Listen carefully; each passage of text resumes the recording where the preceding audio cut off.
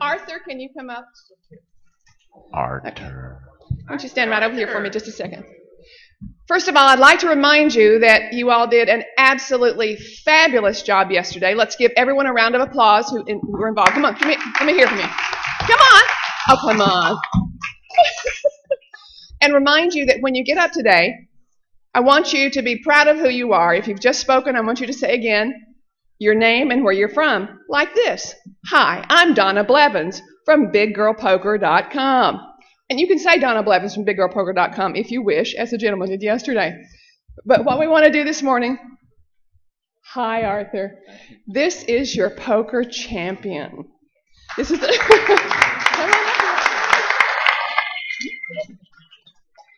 Okay, I'm gonna get his name right. I've been practicing.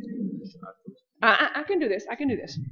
It's Arthur Voskanyan. How'd I do? From Moscow. Arthur? Turn right here. He's our 2013 champion of the Tournament Directors Association tournament. Thank you so much. Take care. Okay. Let the show begin, and may we all agree. And when we don't, let's agree to disagree. Okay? Thank you.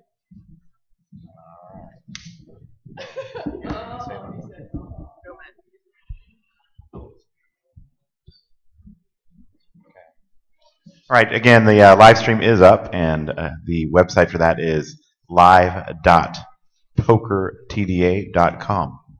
So send people back home so they can tune in.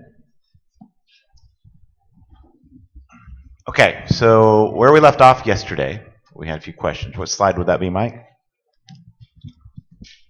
We'll start off with, yeah, going in. Misdeals. 53, man. 53, the comprehensive showdown. Huh? You know what you're talking about. No idea. Okay. Did you start off? Okay.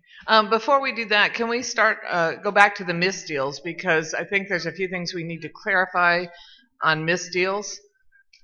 First of all, if there is a misdeal and the hand needs to be redealt, I think it's important, we might need to even put this into the rules, that the same people who were dealt in before are the ones to be dealt in now. For instance, if in the meantime they have broken a table and they sent someone over who would now be in the big blind, on a misdeal, he would have to wait. So we're going to deal in the same number of people. You know, no point in penalizing somebody who wouldn't have had to have a big blind just because there was a misdeal. And the counter to that is someone who was not at the table during the misdeal, whose hand was killed, should not be dealt in now because they've made it back to the table now when they were not at the table the first time and their hand had been killed. Question? I'm saying deal it and kill it just like you did the hand before. So, okay. And Mike, I don't know if we need to write in those addendums to that rule. Okay. Okay, so we're going to skip to page 53, which is our comprehensive showdown rule. And, you know, this is where we had a little debate, but I think that we may have come to an agreement yesterday for the most part.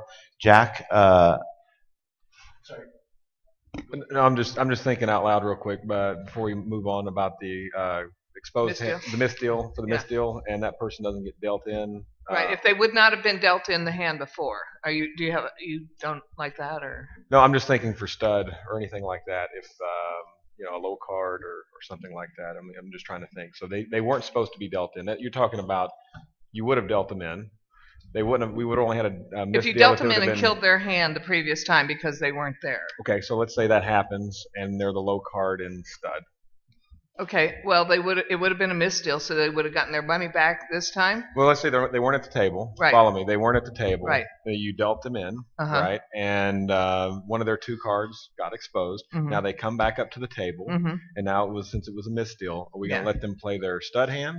I would not. If they were low, I would make them put their bringing in, but I would not let them play the hand. Just wanted to point it out that it's not all. If they're entitled to a hand that round, then because it's a misdeal, should not change that. Right. But you're right. But you see what I'm saying, right? That's a good thing to bring up. Yeah. Because they would still have a hand, they just couldn't act on it. So if they're low this time, they have to bring it in. So. And yeah, thanks. Okay. So the comprehensive showdown rule, Jack, have you reached a point where you would be willing to go with what was suggested, which would be the called hands? Players with 2 cards are the only ones allowed to have their hands be seen. Yes, I'm okay with that aspect of the rule, to have anybody that's in the hand at the end versus anybody at the table to see the hand. I'm totally okay with that. I've gotten my head wrapped around it, and thought about it for the last week or so. I think it's the right thing. I think it's fair. They paid for that information. Those guys should see it. So nobody else at the table can ask to see that hand.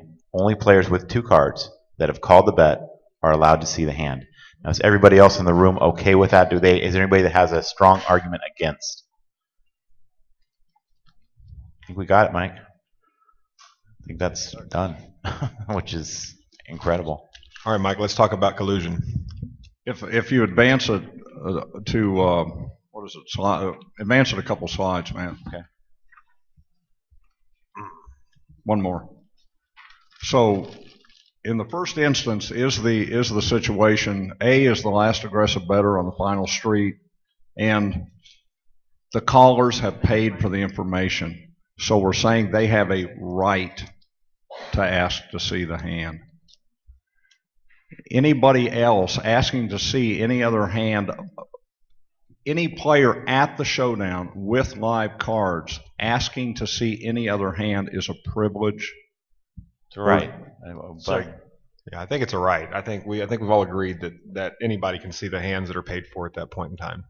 It's not a privilege. Right. Anybody has a right to ask to see the aggressor's hand, as long as you paid on the end and you had a hand. You have the right to see anybody's hand that's in the hand. But I remember, but only the people that can ask are those players. But Mike did bring up the point the other day, whereas what if they've already killed their hand? Can they still see the other hand if they've already given up their hand? So they must retain their cards. They must retain their cards in order to have the right to see someone else's hand. Okay, now what about situation 2, where one caller is asking to see the cards of another caller? Is that a right or a privilege? Yeah, I think anybody that's in the hand at the end has the right to see anybody else's hand who's in the hand at the end. So if you have 4 hands in, any combination of the 4 can ask to see any of them. That's okay. They can they can ask to see them. Yeah. But is it a must they show? Because at breakfast we were talking. No, they don't have to show. It wasn't that they don't have to show unless they're asking and they're not already in the muck. If they're already in the muck, they can't be seen. Mike, if I'm understanding, if they've mucked, they can't see somebody else's cards. Thanks, right, but if I'm understanding Mike correctly, I think he's asking if Jack bets and I call and Neil is in the pot as also as a caller, can Neil ask to see my hand? And if the answer is yes, is that a right versus is it a privilege? With a right meaning, technically he could ask every single time to see that hand, whereas if it's a privilege, he can ask to see it as a courtesy, but the tournament director can intervene and say, wait, that's not what this rule is designed to do. It was a privilege, so no, you can't ask, because people use it to needle other people. So if we determine whether it's a right versus if it's a privilege, it will make it easier for the tournament director to rule on those situations where it's just being used as a needle or to slow down the game. People aren't going to start fishing around for other hands when they know that they could lose the pot. Yeah, hey, Jan, I think that when we talked about it the other morning at breakfast, I think we said that it falls under kind of the etiquette. Repeatedly asking to see someone's hand, touching someone's cards. I think it falls under that kind of repertoire of things that you see in the rules. I think it's more of an etiquette of asking every time versus, yes, you have a right to see it, but in terms of etiquette, it's probably but the not right appropriate. Can be revoked. Yeah, the right can be revoked. So if the right to revoke it exists, it is, by our definition, a privilege. A privilege. So 2 would be a privilege then. Do we need to have a privilege, Matt? Is there going to be a time in an event where you're going to say this guy's really being a jerk and no? If I've called to see the hand, I'm gonna be okay with asking him to see it. Yeah. It's a right. Yeah. Again, it's a right to see the called hand. But you need to put strong language in there. But we're talking, and what Jan is talking about, is it a right for one caller to ask to see another caller's hand? Yes, but the question must be shown, and it must be shown. That's the question. But there's more to this. The other piece of that is if the guy does it every single time, is there any point that you're going to invoke that? Are you going to say that enough is enough? You're asking to see his hand every time. They're playing heads up, and every time the other guy's got the winner, he wants to see his hand. Whatever the situation is, I'm saying that it's okay. I think that it falls under etiquette that you shouldn't repeatedly ask to see someone's hand, the same as you should take a bath before you come to play at a poker table. That's not gonna I really see it as no difference, in my opinion, That's apparently a privilege. Exactly. depending on the country, right? But we've also talked about what the reasons are for asking to see another hand, and it's not designed to get a line on somebody's play. It's designed to be if you suspect something. Therefore, to ask repeatedly, you're implying that you're suspecting something. Yeah, I disagree. I think that it's paid for information that Okay, well, then- those okay. hands have been paid for. You have a right to see it. I have a right to see yours. I paid to see it. You paid to see mine. Whatever the course may be, that's all paid for information at that time. And Neil, your rule covers that, right? You're allowed to do that. Yeah, our existing rule, it's simply because of all the things that we're talking about right now with what's a privilege and can be asked to see C's cards and can the better than asked to see the caller's cards and all that. When we looked at the rule, there were so many loopholes that could need to be listed of what can you do for this and what can you do for that. And because we operate in just so many different countries and there's so many different skill levels, we fell back on is there potential for this rule to be abused by somebody who sees 90 showdowns in the first 10 levels of WPT at the Commerce? Yes, I suppose there is a possibility for that, but technically he still did pay for that information, so he's kind of an ass for asking 90 times in that day, but he could still do it. And we simplified by just saying, if you got cards, you can see anybody else who has cards. We turn them up live. If you're using it as a needle, I hope you lose a pot. And don't we say that repeated etiquette violations are subject to penalty? How many times can you call in a loser in one tournament and get away with this? I mean, you're going to be busted. Yeah, at some point the guy's going to have the best hand, right? Yeah, exactly. Oh yeah, if somebody was doing it to me 4 and 5 and 6 times, I would refuse to show one time until he did it, and I'd snap him off. Yeah. I'd absolutely have the stone cold nuts, and I'd Slow roll snap the him winner. off and slow roll him, and he wouldn't call to see my hand anymore. Jack, just to clarify, in your It's a deal. Yeah, give him a penalty. I'd happily take the orbit. to clarify, Jack, in your illustration, that if somebody if one caller repeatedly asked to see the cards of another caller, you would consider that a potential etiquette violation. That's correct. Listen, I think if a guy, any kind of taunting, needling, like, berating the guy and just at this guy, whether it's that or a multiple of different things. I mean, I think that we reserve the right to step in and say that enough is enough. And I would say that should be at the discretion of the TD. And maybe Matt doesn't feel that, guy is doing it, to get at a guy. Maybe I think that they do. So I don't think it's a blanket rule that we can say that 2 times is too many or 1 time is not enough or whatever. So, but then let's get back to the situation where I have, 4 hands in a row, I have called the last aggressor on the final street. In each and every one of those cases, I have the right to see that hand I paid to see. Correct? Agreed. Yes. And that's not an etiquette violation. No. I can ask every time Sure. I paid to see that hand. I think it's very reasonable. Yes. Beautiful. I mean, listen, you as a poker player and you're playing someone, a lot of times you call to get that information. That's why you call, right? Why would you put your money? You want to see how they play. You're gonna, if it's laying you the right price, you can invest your chips, and even if you lose, you may get the right information. So the next time that situation comes up, you're going to use it against them. I think that's part of the strategy of poker, and I think that's a right that all poker players should have. That's my opinion.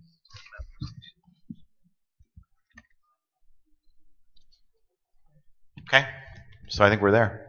All in favor? Hands in the air. All opposed? Okay. One? Two. Let's see, 2. Sorry, guys. 3. Okay. I just have a clarification question on that ruling. Paul Campbell, Binions. In a heads-up pot, player A bets, player B calls, player A tables their hand, player B attempts to fold, player A requests to see that hand, player B turns over what is now a winning hand. Obviously, they would get the pot. That hand remains live. Okay, in a multi-way pot, same situation. Player A bets, player B calls, player C calls, player A tables their hand, player B attempts to fold, player C requests to see B's hand, the initial caller's hand. Player B's hand is better than A's hand. Does player C asking to see player's B hand make that live when player A did not request to see it? Yes. Every hand turned over is Yes. live. Yes. Okay, just clarification. Thank you. Yeah, That's why people Player are A is very around.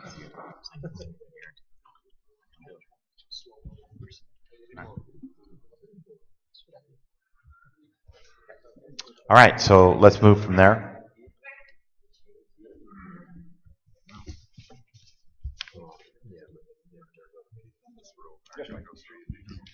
Donna Blevins from BigGirlPoker.com.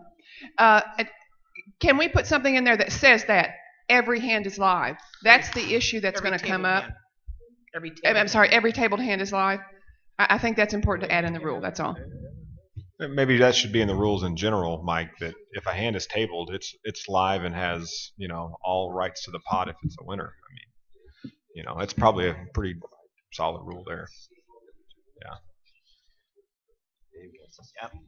The language that we use is essentially any player who has made it to the showdown may ask to see any other player's cards, provided they still retain their cards. If they release their hand into the muck, they no longer retain the right to ask to see another player's cards. All hands requested by showdown players will be turned up live and may still claim the pot.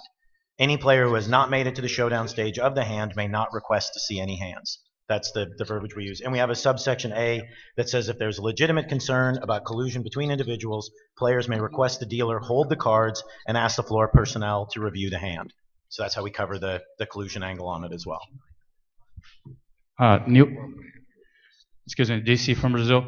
I have a question. On the PokerStars rules, you clearly define what is the muck.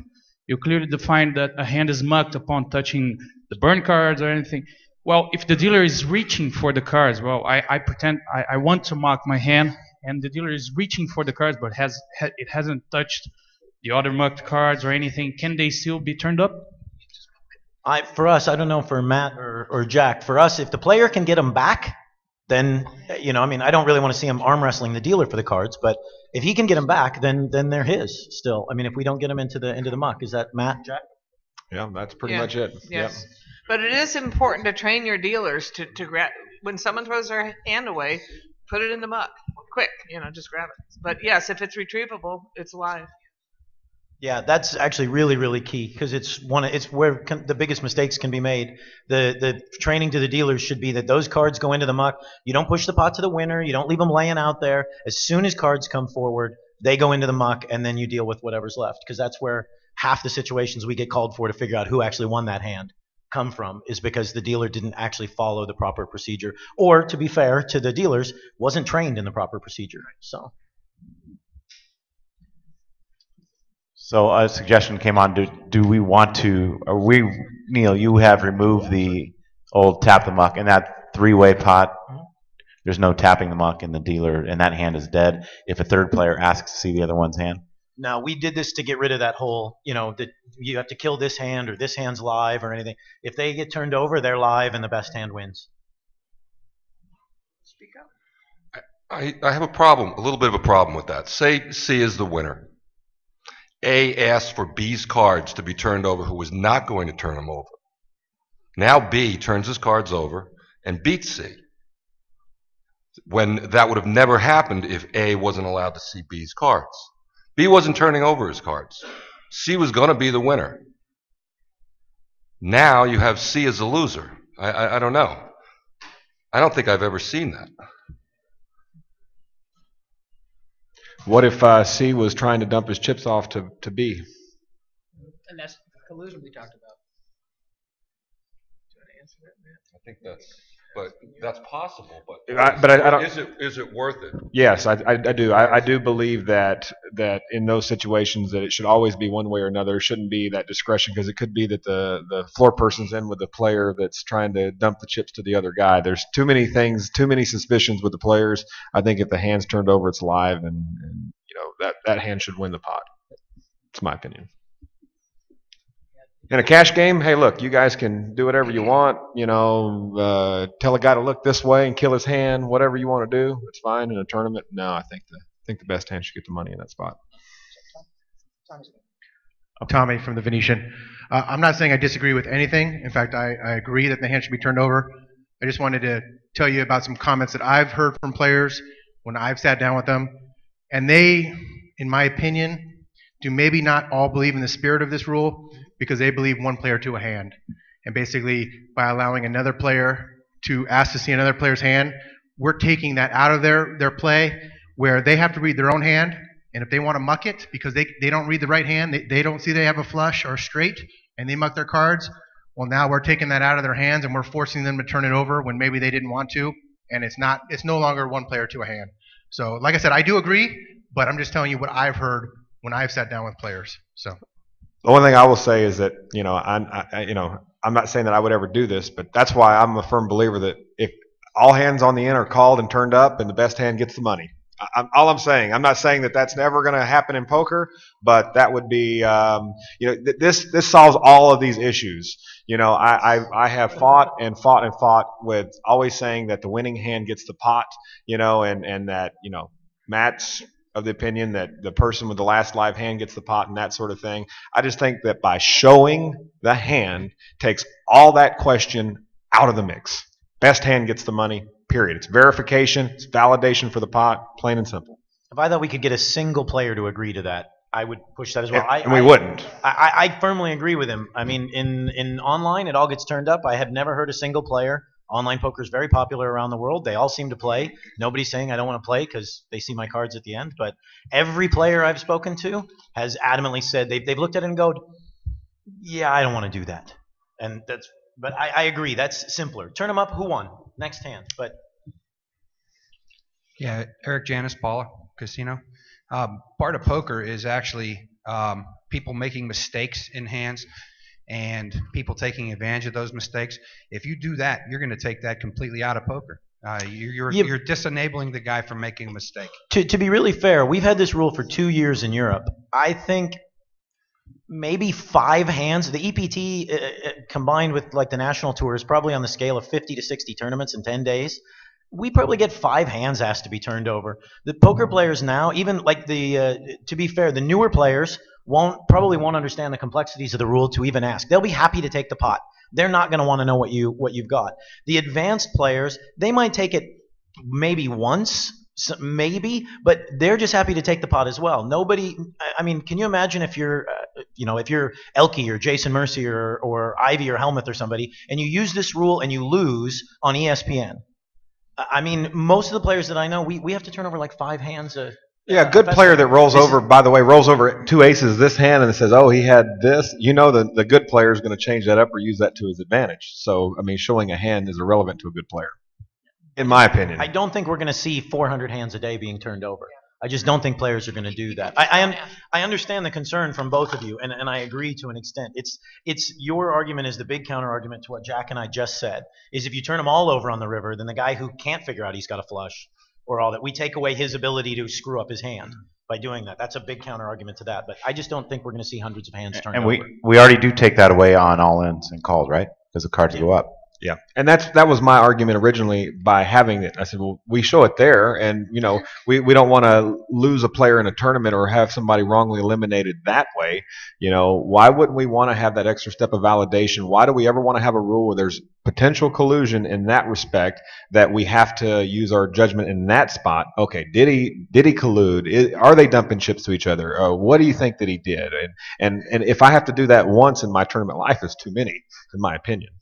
That's why, the winning hand at the WSOP has to be shown, even on a technicality that the last live hand wins. I don't ever have to worry about 2 or 3 guys on the end always running somebody out of the pot, so it gets it down between 1 or 2 hands, and then that guy always gets the pot. It happens, when Matt and I were having the discussion about it, it happens a lot in the $100 tournaments, the satellites and the novice. Yeah, because these guys don't know. They don't see it. In the bigger tournaments, it's a respect thing. So, if I could have it one or the other, I'd have it, if I knew that everybody would respect the rule, I could have it that way. But I think with all the different levels of players that I have, I protect all of my tournaments, whether it's a $50 tournament or a $1 million tournament. The best hand gets the pot every time, or at least there's validation for the pot. And the first time somebody rolls over 7 deuce, you're going to know. But it also takes away that aura of, could there be something going on here? At least my opinion. And I know that Matt has not had any issues with it, but technically I haven't had any issues doing it my way, although the players complain about it. But players can get used to anything if we say this is the rule. If they want to play, they'll do it. And I think this is a fair compromise, going away from the harsher rule that they had at the World Series where all the winning hands had to be shown, and the rule that I had where you didn't have to show, at the showdown. So I think this is a fair compromise that he can live with, and then us, the WPT, can live with, and Neil's already using. So the fact that all three of those get together on something, I think that's pretty important. I think it'd be major if it did. I know we'd have some players that said, we don't like it, but I think they would understand. I think they would. Well, a majority of the tournaments that are going on are not of the $10,000 WPT and WSOP variety, so therefore. Sorry, who's out there? Same person.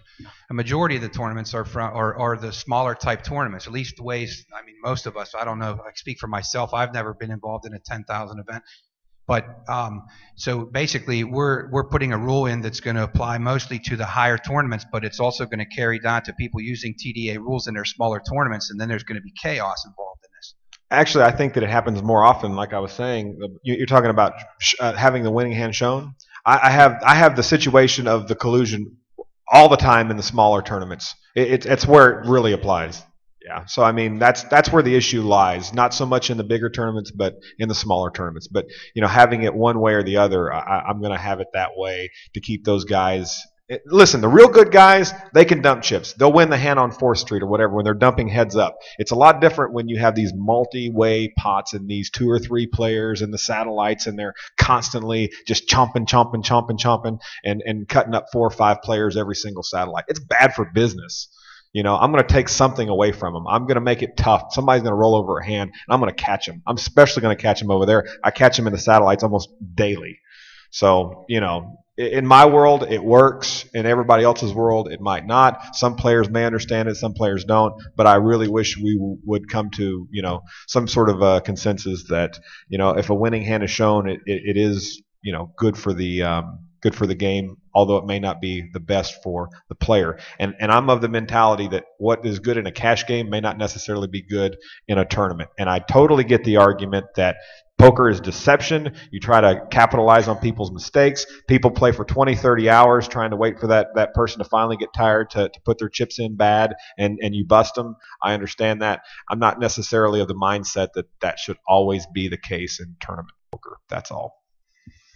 Matt used the keyword. Oh, sorry, back there. Hi, Steve, Rockingham Gaming. I've run a small room for 7 years, and this happened once, and we just made the hand live, obviously. It was a tabled hand. The winner got the pot. I think we're losing track of how often this happens, how often the third hand is the winning hand. So I agree with the board 100%. I think a tabled hand is a live hand, and if it's the winning hand, then that gets the pot. Again, it doesn't happen, once in 7 years. We run 4 tournaments a day, so that's all.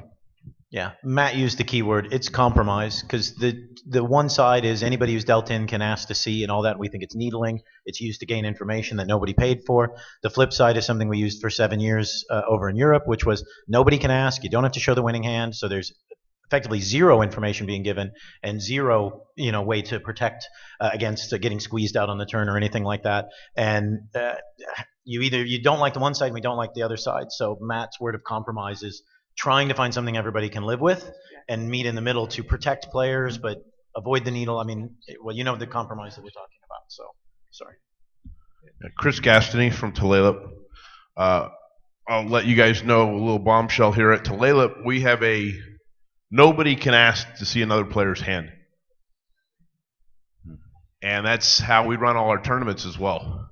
The only person that can go over and turn over a hand would be me if I'm running the tournament. If I feel there's something shady going on, I can do that.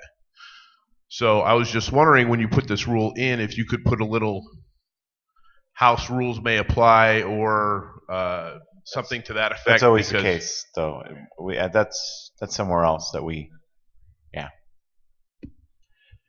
Yeah, absolutely, because as you guys have said, we're talking about everything from Sam's 200 tables at the Commerce, Jack's 400 tables here at the World Series, all the way to the people who have 3, 4, 5 table rooms and charity and bar charity leagues events and everything, bar leagues and all of that stuff, to the traveling circuses that I organize as they move around. So it's never going to be a one size fits all for this stuff. And I think the core of the TDA is you can adapt to your house. Okay, if you need to. let me ask this question. All right, so we're at the point where we all agree that we're going to do this with the callers. How many are in favor of a third player or a fourth player asking to see another player's cards, and then at that point doing the old rule of killing it, still get to see it, but if the third player, only the player that asks to see it can now lose the pot. You know what I'm saying? Yeah, I understand what you're saying. Who's in favor of a rule? Does everybody else understand what I'm saying? Only the player that asks will then get injured by asking. So the third player can see it, can see the other player's cards, but he can't lose. I mean, he's already lost the pot himself. He cannot make this player win the pot by asking. Right. If he had the best hand and he asks and he loses the pot, he loses the pot.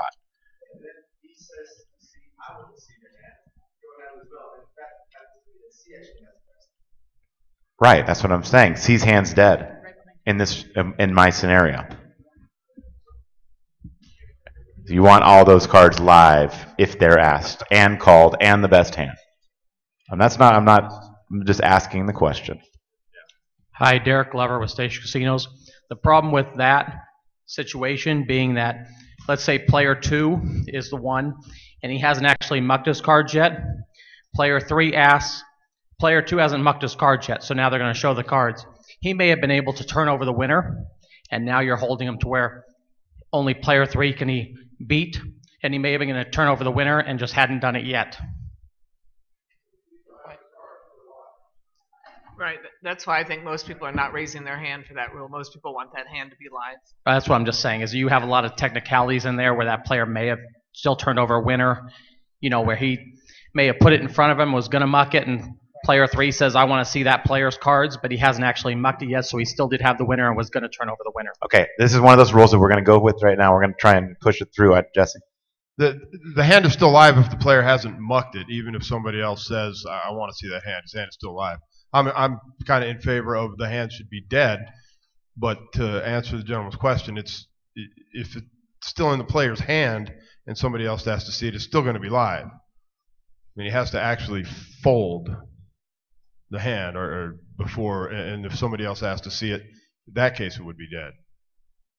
Does that make sense?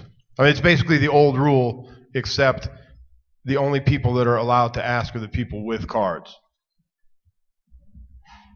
But it's essentially the old rule that we had a long time ago. That's what I was asking, right? Right. That's exactly what you were asking. Right. Okay. The question you're asking is dead or live, basically. Okay. Neil? To be honest, I prefer it the old way simply because I think it's inserting kind of a complication to all of that. It's Mike Ward is with us in spirit here on the chat, and the KISS method, keep it simple, stupid. That's the rule is essentially if you have cards, you can ask to see if if B asks to see C and C ends up beating A when A didn't even want to see those cards and is going, no, don't show them. But on the other hand, that would probably, if I'm C, make me go, oh, here. If A doesn't want to see it, this is the state it's at. I don't, like the gentleman in the back said, he's seen it one time in 7 years, 4 tournaments a day. I don't think it's a situation we're going to run across very often.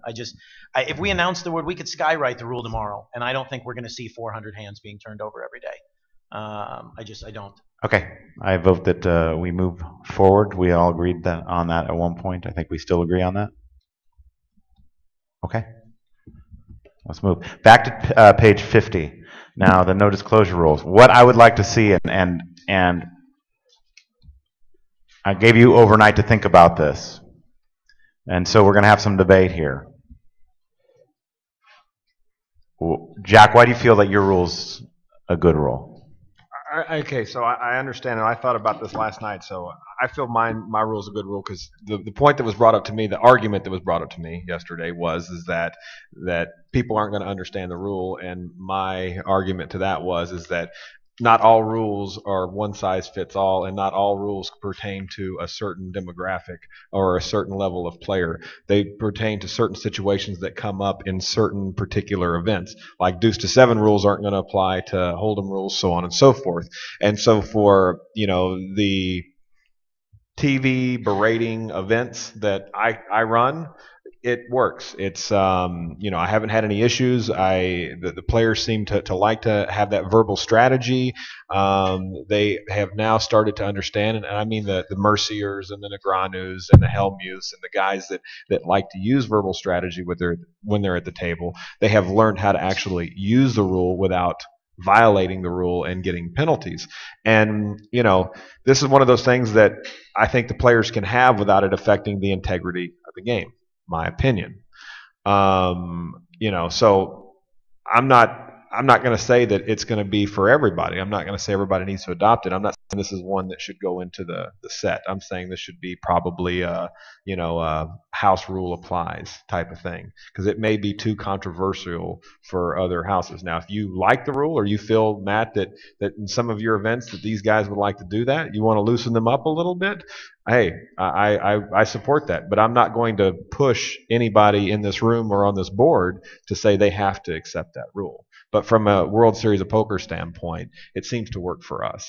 And until I get my normal, we can't have this rule, we hate this rule, you've got to get rid of this rule, from the players who actually appreciate the rule, then I think it's okay. That's my opinion.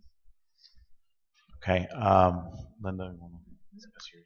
Well, I think I said yesterday. I mean, I hate it. I'm a player there. I don't want people taking extra time to be showboating about I had this and that. I mean, I said that all yesterday, so I hate the rule, but you're entitled to have the rules. No, I understand. And look, and it's no disrespect, Linda. I'm just curious, how many of you like the rule that one person can talk about his hand at the end of the or in an all-in situation, or in those types of situations.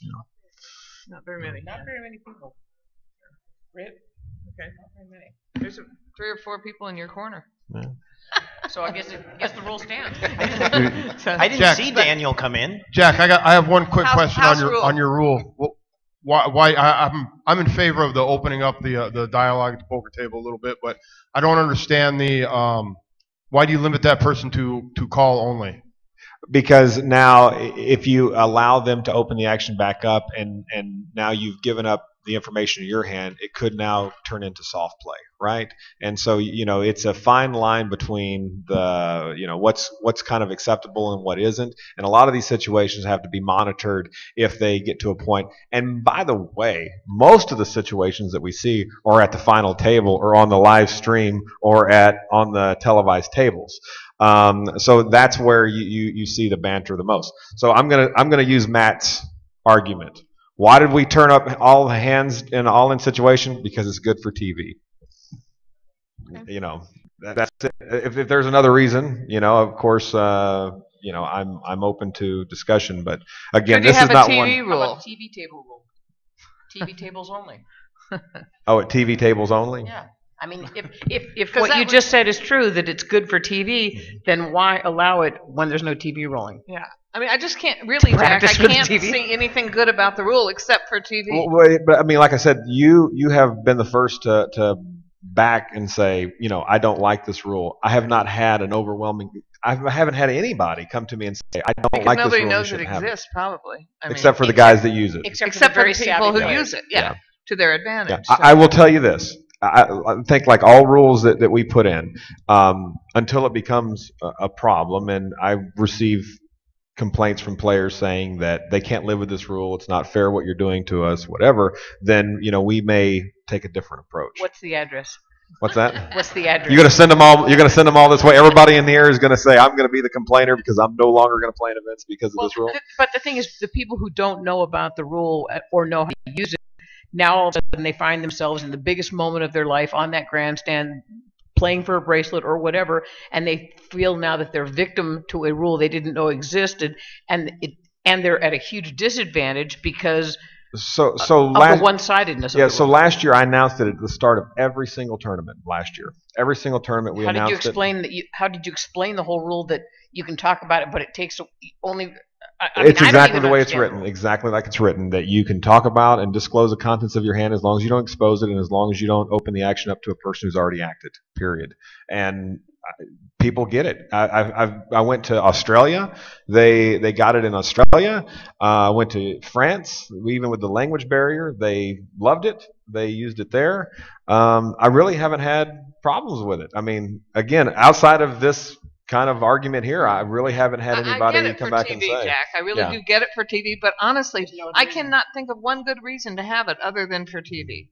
I mean, it doesn't help the game at all. It slows things up. People are whining about getting beat. Who cares, really? I mean, TV, yeah.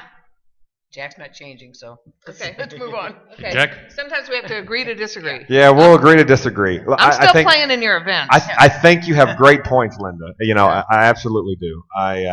We'll complain about it when we get to the final That's table. right. Hey, the 75 Omaha game has been pretty good. We've got some good They're changes. very to it good. this year. Very good. And I'm still playing in your events.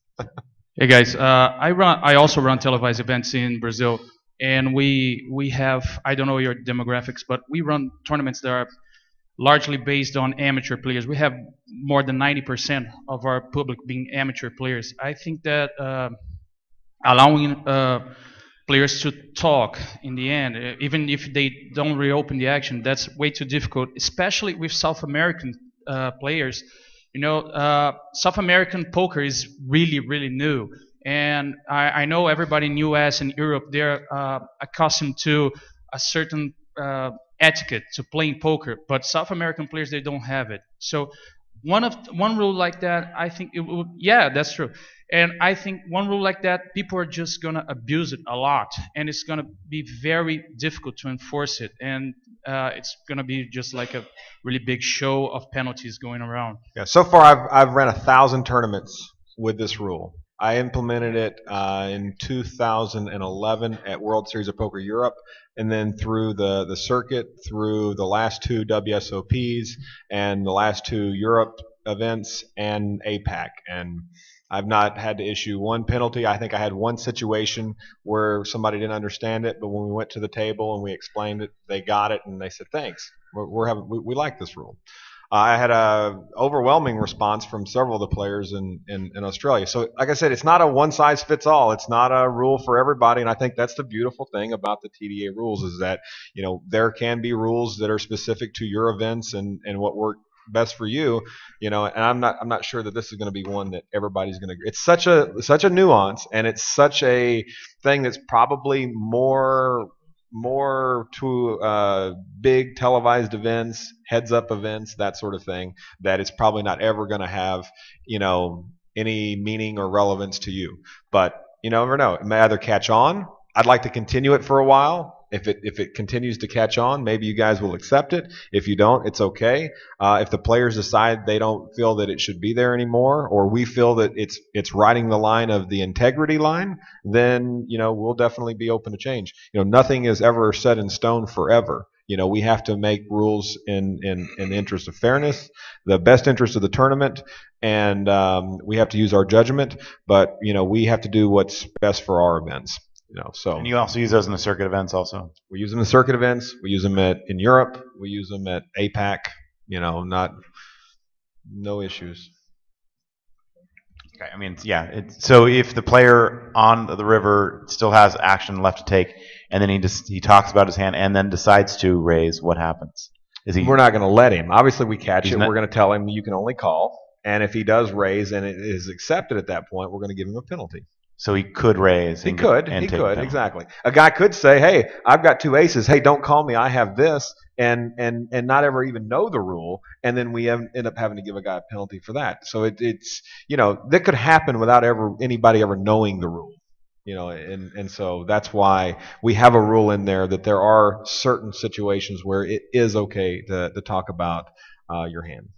I don't mind banter. But I think this is just a little too much. That's just my thought on it. Bob Bloom, Lucky Chances. Not all of us run tournaments for TV. And I think that the TDA should be making rules that are in the best interest of the game, not in the best interest of what's on television. And I don't disagree. I don't disagree with you on that. I think it's well said. But again, like I said, it's a rule that applies to these events. And there's going to be a rule at his house that says I'm not going to turn over any hand unless I'm the one that comes over and turns over the hand. I'm going to let players talk, and you're not. So I think that you're never going to get complete consensus across the board for all the rules. I think this is such a nuance to specific events that I run that that not going to apply to anybody in this room. So I think that it's a very little thing in the scheme of things, and I'm not here to try to convince anybody that it's a great rule for anyone else other than. And it's not a TDA rule. It's not going to be one. This goes to what Matt said before, that everything essentially you're allowed to. There was a gentleman down front here yesterday who was talking about he runs primarily charity events. And smaller tournaments like that, and there will always be exceptions for your own individual things, and those are fully allowable. I mean, that's all this is essentially a house rule for the WSOP. I think that's good. All right, so I guess we agree that okay. One more comment. Sorry, I'm Ken from Toronto. I just had a question for Jack, just in my mind, just to understand the rule that you guys use. What about the person who's being talked to? So I guess he's already acted, he's already gone all in or whatever. What can he do? He can sit there and be mute. So if he can say anything other than anything about his hand. He can say anything except anything about his hand. Guy can ask him questions all day long, but if he's asking, have you got a flush or whatever, it's okay as long as he doesn't answer, right? That's the rule. So you can't engage in soft play because that breaks the rule of soft play, and you can't open the action back up to him because then that would also be considered soft play. So those two things that can happen. And in one situation, it's going to be you that can't talk, that I can talk while I'm trying to get a read on you, and then vice versa when the situation is flip-flopped and I'm the one who's already made the decision and you're facing the call and now you get to talk. Right, and so that's the art of the rule. That it's in specific situations, and this is the time that people want to talk. It's not that people want to talk all the time. And if you ask Daniel, he would want to talk all the time. I'm not going to let him talk all the time. I'm not going to let Barry and Phil talk all the time. But we do feel that there are times where the verbal strategy is more prevalent than others, and that's the situations in where somebody's all in, or there is a big bet and a guy is facing a call, and they want to use that verbal strategy to try to get a read. And we feel that that's part of the game, the same as you may feel there are other aspects that may happen in a cash game that might also be applicable in a tournament that also creates a strategy. So I would just say one thing, that Daniel and Phil talk far less when they're not on TV. And so that to me makes all the difference in the world. They don't talk when they're on TV nearly as much. Sort of a follow-up question, if I may. I'm just wondering why it's so unilateral. If it's closing the action anyways, why don't you allow both players to talk? Because it's a different story. Because now you're allowing freely for someone to disclose the contents of their hand, basically soft play with another player, and then allow them to basically get it between them and tell them, hey, get out, fold, whatever, and and never have any repercussions for soft play. So soft play is still a rule, and it still has to be there. Collusion is still a rule; it has to be in there. But this particular thing doesn't break those rules unless it's two players engaging in it. That's the difference. Basically they're looking for the other guy to twitch, raise his hand, his blood pressure to go up, vein to pop out in his head, something to that nature, or to look at him and say, "Man, would you make a decision or something?" That's what they're looking, and the tone of their voice when they respond to them. I do think it's important that we do add, I don't want to add an exception on our rule the way it is. I do think that maybe at this, I don't know if we should put house rules apply for that one.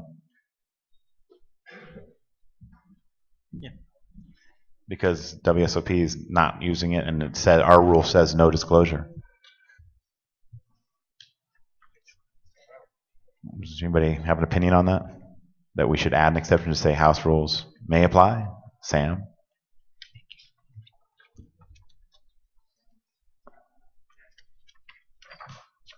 Sam Quinto, Commerce Casino. I was definitely excited when I heard that the TDA board picked up Tab, Neil, and Jack. I thought this would be great for the poker TDA and poker as a whole. And it was my hope. I mean, there were definitely some rules out there that I knew that were different in Europe and different, obviously, at the World Series of Poker, and once again, different at all of our different casinos. And the poker TDA's goal was to standardize the rules. So if I go to Europe, or if I go to the World Series, or if I go to Commerce, it's going to be the same rules. So, I mean, when I came into this summit for the last couple of days, it was our hope that at least there would be some kind of compromise on some of our rules, or we would meet in the middle somewhere. Because, yeah, whatever the rules is, I mean, we'll have our opinions upon it, but hopefully we can live with it. And apparently in this rule, no, it looks like we're going to have an exception, or house rules will end up, it probably will have to apply. But I mean, I think our goals as a TDA, we can say that yes, in our particular tournaments, it worked for us. I mean, we can keep on always using that as an excuse, but I know, Jack, you have a circuit event over at the Bicycle Casino, and I mean, basically that is my same clientele over at the Commerce Casino, and the players at the Commerce Casino and at the Bicycle has accepted through the rule itself that there is no disclosure of the contents of the hand. So, I mean, and the fact that circuit events aren't TV, I mean, I think they may be live streamed. So, I mean, it's not necessarily a TV rule. It's a World Series of Poker rule.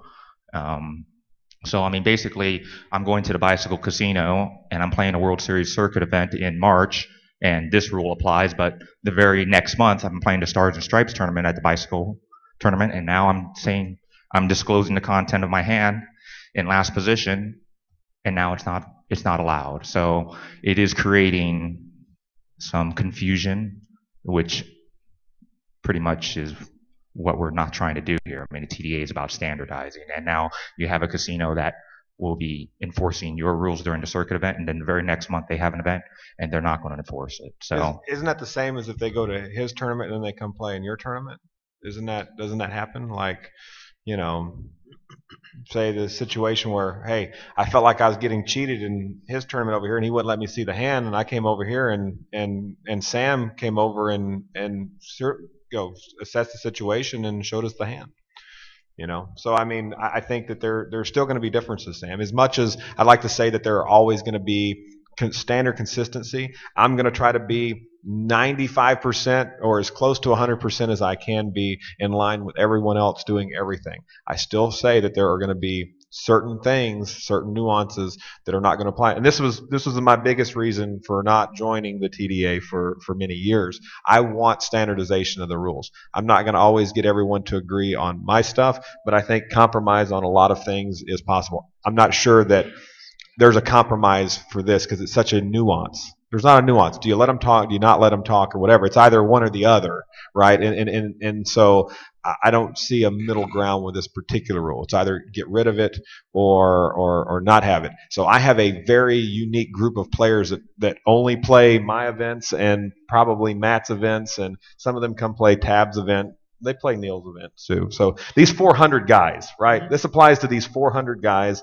that are these mid-level pros that play wherever. Maybe they don't apply to the circuit event, to some of these other situations. But for WSOP rules, we like to keep them consistent, and I understand, should it only be for TV or not? Maybe it's something to consider. I'll put that in the back of my mind for the future. I would like to talk to some players to feel that way, but I'm not ready to just change the rule at this moment. And I can understand but I that as well. appreciate the perspective on understanding that, it's the same players. Guys are going to come and play in the bike. They're going to go play in Commerce, so on and so forth. The only thing that I would add to what you just said there, Jack, is a lot of the stuff that I read, the seniors event for you guys has been phenomenal and very successful. You guys have done a fantastic job with that. I read a great article by Andrew Feldman on ESPN about how successful the seniors event was and the atmosphere and the everything. This is something that's come up once or twice here is we do have the same 400 or 500 guys that cross these major events. We all know who they are. We respect them. They're the ones who are paying for every circuit event, not someone who's just paying for one circuit event. But everything that I heard about the seniors event is that's the market we have to have. That's the market we're servicing, because with respect to like Daniel or Jason or Elke or these guys, they're pretty much coming. I read a really interesting one. Anyway. Yeah, Matt's doing the 10 million guarantee thing at the end of the summer. He put out the structure for it. Some of our usual players who are very keen on structures and go through all of that stuff were like, Matt, this isn't good, that isn't good. And his response was, this tournament wasn't built for you guys. This is for the local Florida business guys to come in and play over the weekend and stuff. And that's so I had big meetings. We had big meetings with all of our global live people at Stars last week. So I just did all of this last week. And Thomas Koo had a great comment of saying it's 80-20, and we spend a lot of time focused on the 20. And we don't spend nearly enough time focused on the 80. That's kind of what I was trying to say. I mean, Jack, you can come to one of our Wednesday meetings. These people are not going to like this rule. The majority of the people. And then plus at the World Series, you've got so many people who don't speak English. I would say, a third of your people probably don't speak English, and this rule doesn't help them. It helps a few people who want to, who know the rule. So. I'll take it all under advisement. Okay. Jack knew we were going to gang up on him on this one, so we appreciate him coming. So wait a minute. Does a winning hand have to show to get the pot yet? Have we all agreed to that yet? No. Okay. So again, we're not always going to agree on everything. Right, but I thought that was polite disagreement. Yes, it was. It was a golf clap. Okay, so we'll move forward. All right, so we're going to go over the day 2 review yesterday, some of the things we left kind of out there yesterday, and I'm going to go through some of these really quick, like this one. Final tables, the proposed language on the bottom is what we're going to use. Final tables will have a number of players at a full table for the game plus 1. Example, 9-handed events 10, 8-handed events 7, and 7 stud 9, 6-handed 7, etc. The only thing that I think we also need to add to that is that maximum will be 10. And then, agreed, Matt, and we've got that penciled in. But then also, where's Ken? Is Ken here? Ken Lowe from our intrepid contributor on the Poker TDA forum. And by the way, anyone that wants to continue discussions on any topic, you're certainly welcome to join the PokerTDAforum.com. And Ken is one of our top contributors. If you just go back one, Matt, Ken did say that you need to have some sort of recognition that final table will be the normal table plus 1 in a heads-up event.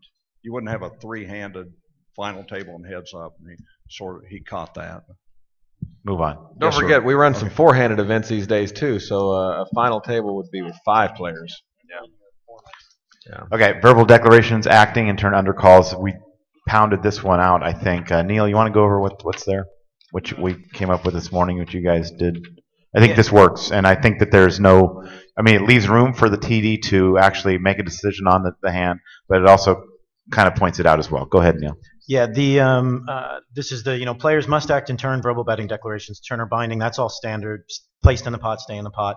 The one everyone seemed to agree with, and please raise your hand or give a shout if you do strenuously disagree with this, we seem to all come to an agreement that if it's multi-way or heads up, an undercall will be a call if it's facing the opening bet or if action occurs behind it. So even if there's 4 of us in the pot, if it goes check, check, 2,000, and I throw out 100, I'm going to be held to that. And I think everybody was agreed on that, correct? Please shout, put your hand up if you have a problem.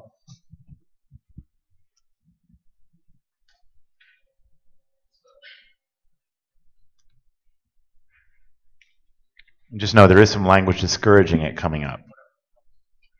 Yeah, the section C on this is very good. And I'll actually, while he's getting the mic, the players should wait for clear bet amounts before. Oh, sorry, it's actually on the. It's on a different one. Go ahead. Just one scenario under A that I've been thinking about, where the undercall would always be treated as a call if it's the first call of an opening bet situation. Let's say the blinds are 1,000, 2,000. Big blind has 2 single chips out there, $2,000 chips. Small blind has one $1,000 chip. Opening raises to like 10,000. small blind throws in one single $1,000 chip, that's really going to be treated as an undercall? It's pretty clear that that is a gross. No, that's that's essentially that's the only exception is because it's not, it's only if you're facing if there's no action before it. So in this case, there's like if Jan made it 1,000 and he made it 5 and I threw out 1,000, then that falls under the old forfeit situation. That's B. That's B there, Neil. Clearness, yeah. Multi-way. If 2 or more bets precede the undercall, then TD's discretion will apply.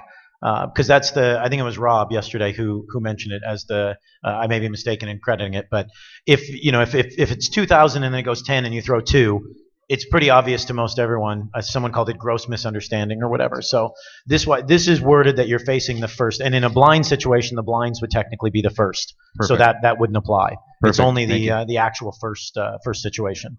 All right. Anybody else on that? Let's continue on the C. Okay. Players should wait for clear bet amounts before acting.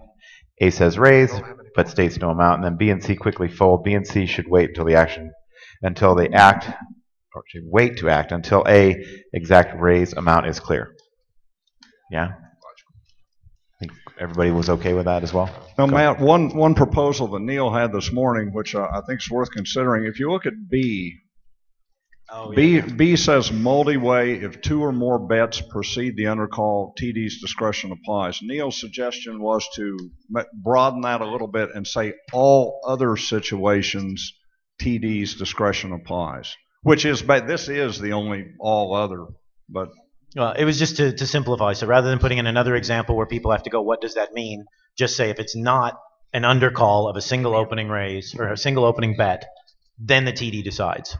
So the question to the association would be, which language do you prefer? Do you prefer the specificity of B, multi-way, 2 or more bets preceding the undercall, TD's discretion applies? Or do you prefer just saying all other situations, TD's discretion applies? How many people, please raise your hand if you think it should be all other situations. We're about 50. Well, no, they're still going up. How many people think it should be B, multi-way, if 2 or more bets precede the undercall, TD's discretion applies? Okay. I think just change the language to be all other situations. Okay. And everyone was good on C, correct? Wait. We have one rack there. All right. Sorry, before we leave this, just the last part of that first rule that you're going to pass through, the if action has occurred after, I'm not sure why it should be locked in just because somebody else after me decides to do something. So for example, in your example, someone bets 1,000, there's a raise to 10,000. I don't see it, so I put in 1,000. Right now, that's an exception.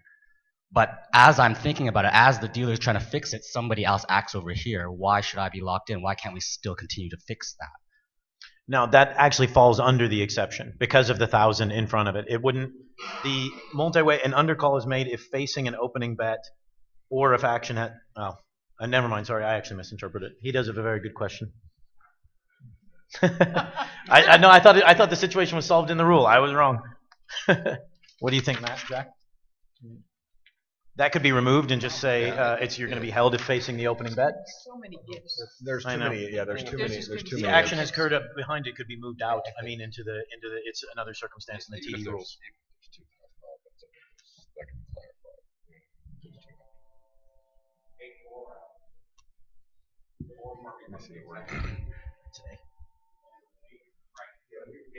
He's saying you do one mistake. Guys, we do still need to make players liable for watching what's going on at the table. Yeah, you still have We to don't want to hold- give them outs for every situation. Yeah. And I don't want to give TDs outs for every situation. Pay attention to what's on the table. Somebody puts 10,000 out in front of you, you're putting 1,000 out there. Now somebody behind you puts out 10,000. What is this person in the middle doing?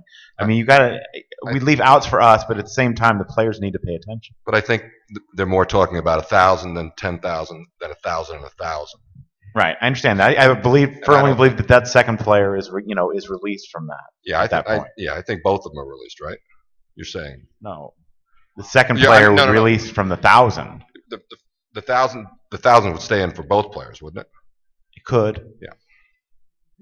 So do we just want to strike the second multi-way or heads up and under call is a call made facing an opening bet and just remove or if action has occurred behind it because we do have these sticky situations that we really don't have time this morning to work out these everyone in favor of striking the bit at the end, raise your hand. What's the vote, Neil? Striking the language at the end. Everyone in favor of striking the language at the back half of A. Anyone opposed to striking the language at the back half of A? Motion carried. Next. Very good question, sir. You got that, Mike? Do you have that, Mike? It was peer pressure. You see the hands go up slower and slower at this. Okay, so the next section is calls, and Mike feels really strongly about this, and I do as well after seeing what he's come up with here. We always talk about raising. What's an acceptable call? And I think that these actual situations come up more often than not. So I'll read it and then I'll have Mike discuss it. Acceptable forms of calling include declaring call. What was that? What was the language that was added in there?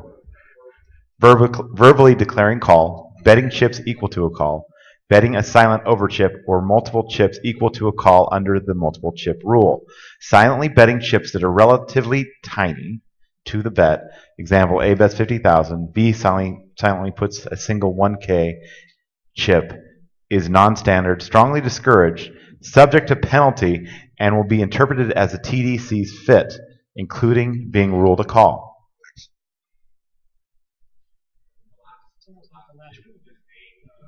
Right. Yes. So this is just clearing up what a call is.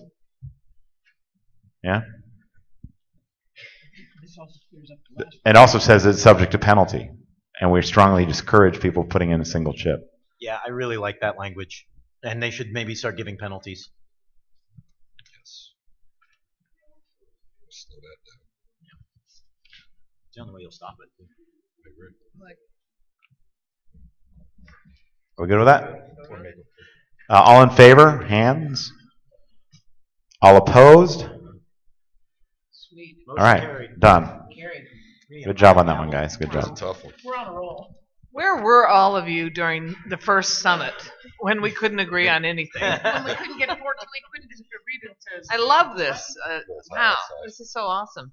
But it's nice because it shows how far this has evolved, that you guys, along with us, realize that what is best for the industry, what is best for us personally, or best for the industry, that we have to go with what's best for the industry. And we really appreciate those of you who are bending to see that there's another way of doing things. And if you're not just horribly against it, it's good for the industry, and we can move on and make tournaments better for everyone, which increases, the poker potential and our jobs. And, it's good. Thank you. Except for Jack's talking rule. Matt, can you go back to the rule that you just, the last slide? I feel like non-standard should be taken out. It just makes it a little wordy and it doesn't really add anything. It already says strongly discouraged, subject to penalty, and rule will be interpreted. So I feel like non-standard is just a little too wordy and it makes the rule. I mean, there's 4 different parts that you put there, and that doesn't really add anything to the rule.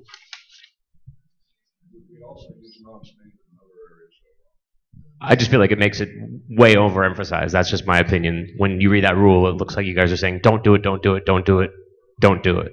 And I understand what you're trying to do, but as a player, it would read like you're kind of being insulting for this way that they want to do it. And I agree, it's really stupid, but I feel like it's a little too much. Australians. All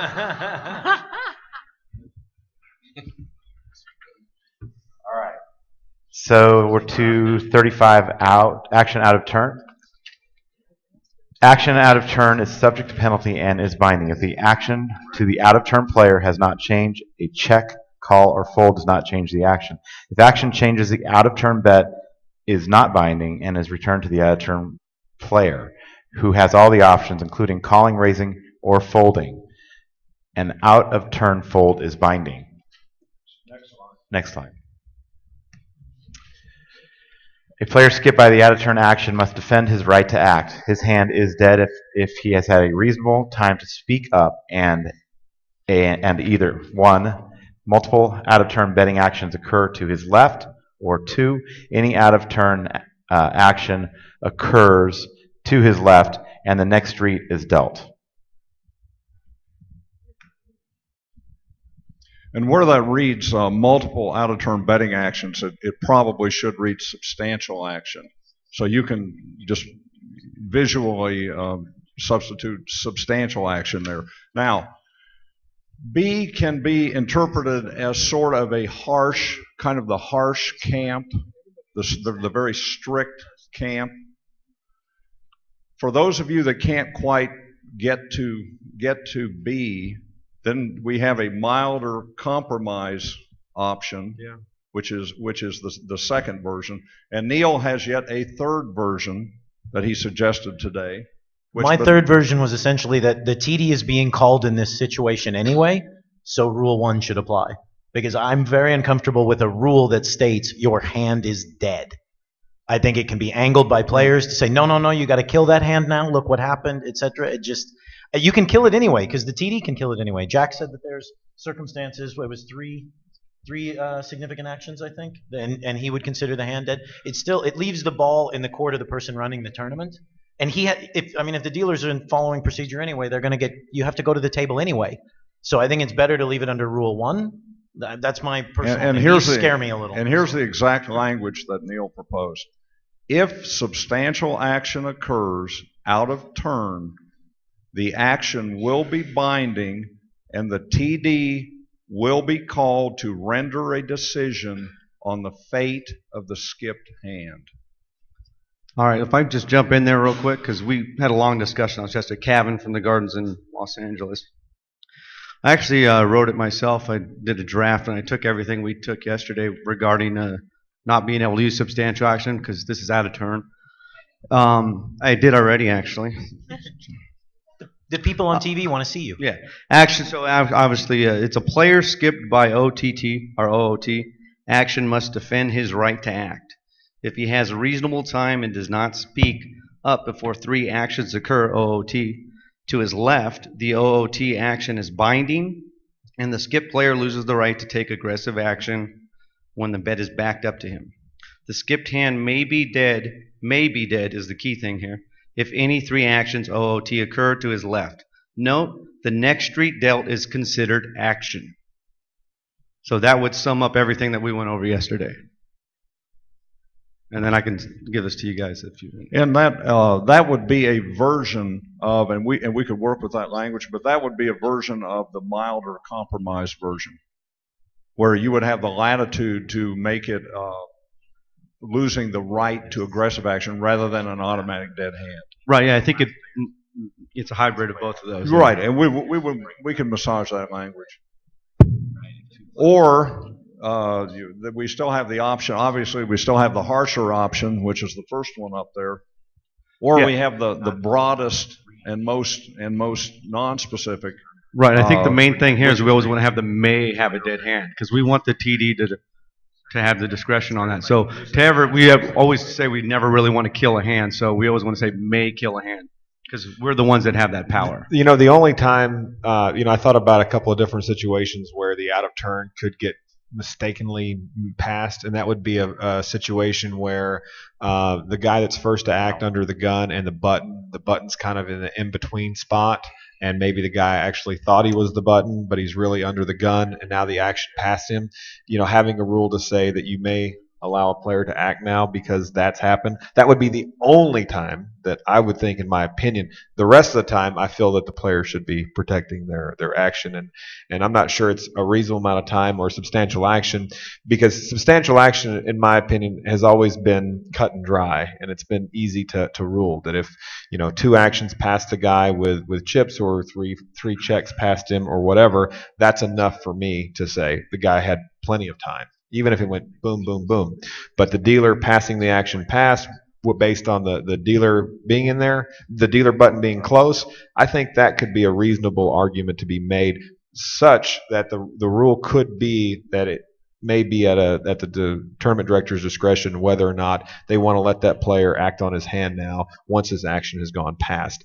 And if they did let the player act, it couldn't be aggressive action. It could only be a check or a call. But that would be the only situation. I would never let him once substantial action takes past, unless it was a dealer error, such as the button being in the wrong place. But you also wouldn't automatically kill the hand. You wouldn't automatically make a dead hand. I wouldn't in the case of, that if the button was in the wrong place, something like that. Something else would have had to happen beyond the player just blatantly just disregarding the fact that he was first and didn't protect his action, and somebody else bringing it to the attention. I mean, what about something? He's ordering a cocktail. He's paying the cocktail waitress. He's then not paying attention to the game, which he's responsible to. But he was actively doing something else when the action went past him. I ain't buying it. So no, I'm not buying it. You're killing his hand. Yeah, I'm killing his hand. So no drinking at the table. Yeah, well, it's not that. I don't want you to drink. I'm just saying that I don't. I think that this is too much information is given up. I think that somebody other than the player is going to have to do something. Either another player or the dealer. Somebody else is going to have to cause this guy to miss his turn in order for me to go back and say he has any rights to still be in this hand. That's my opinion. Jack, I like the verbiage, and I commend you for taking the initiative to come up with it. Would you mind reading it again, and everyone pay attention and see if I was going to ask the same thing. It's a player skipped by OOT, which is out of turn. Action must defend his right to act. If he has reasonable time and does not speak up before 3 actions occur, that way we don't have any problems with substantial or not. It's 3 actions occur OOT to his left. The OOT action is binding, and the skip player loses the right to take aggressive action when the bet is backed up to him. The skipped hand may be dead if any 3 actions out of turn occur to his left. And then I put a note in here, the next street dealt is considered action, which we decided yesterday, if I believe the majority did, that the dealer, knocking the table and flipping a card is action. So if we have check, check, and then the dealer knocks and we turn a card, so we don't have the burn and turn situations that come up, I think. So that's the verbiage I have here. If I can add one thing in here, Donna Blevins, biggirlpoker.com. From a player standpoint, and I'm predominantly a player, I don't run the tournaments, is that I see a problem with seat number 10. Dealers oftentimes don't control the 1, 2, and 3 if seat number 10 takes a little extra time to look at their cards. So that's a time when you're saying, Jack, you can only see the problem when the button is a little off skew. Or somebody did something other than the player to cause the action to go past him. In other words, maybe, here's the thing. So this guy is waiting to act or whatever. The button looks like it's in a weird spot. The second guy checks, the next guy's check or whatever, and then now it's brought to the attention. At that point, I may come back and allow this player, because of what happened, to I'm open to this. I'm not saying that, now it's substantial action or nothing. If it goes past, no matter what, he has to protect his action. But if for some reason, let's say the situation was the button, or maybe a player helped push the action past him or something, thinking that that's the way that the hand was, I may go back, or be open to allowing that person to call without having to, but I wouldn't allow them to raise or bet or anything. It'd be a call or a check based on however he was passed. Well, I'm a tournament director's worst nightmare because I don't look at my cards until the action comes to me. Most players don't. And Not they true, do most too. Oh no, most players don't. Most players don't. But I teach my Maybe coaching. in your tournaments. But that's just the seat 10. That's the one that I see as a problem for the player, and I just want that seat 10 to be protected because 1, 2, and 3, the dealers are not oftentimes protecting the action and stopping the 1, 2, and 3 from going ahead and going on. That's just from a player standpoint. I think we can agree there's several situations where it comes up where the action could go past a player and it not be his fault and really think that the action's somewhere else. I think that's really the underlying issue here with the rule, and we're trying to protect against those situations, whereas the wording that this gentleman has put together basically says that we could at our discretion go back and allow this player to take non-aggressive action in the hand if one of those types of situations, whatever we describe that situation to be, happens. Yes, and it is.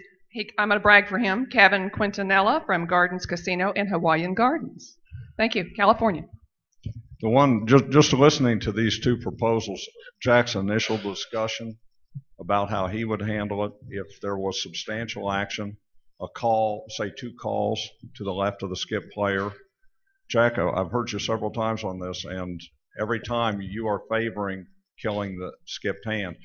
The gentleman who just made this proposal is saying, well, let's have 3 actions, and then we will limit the player's right to take aggressive action. That is a wide gulf. And so I think Neil's Neil's proposal.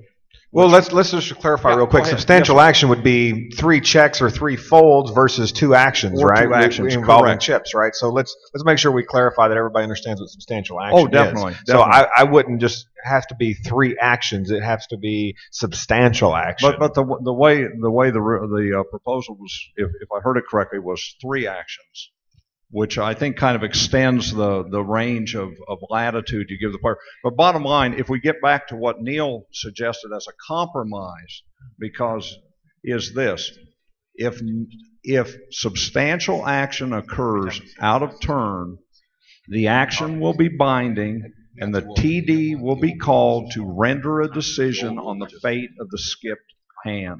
And I think that says the same thing. That gives you total latitude to do exactly what you're describing, and it also gives Jack total latitude. All right, here's the deal. We've talked about this one way too much. It doesn't happen very often.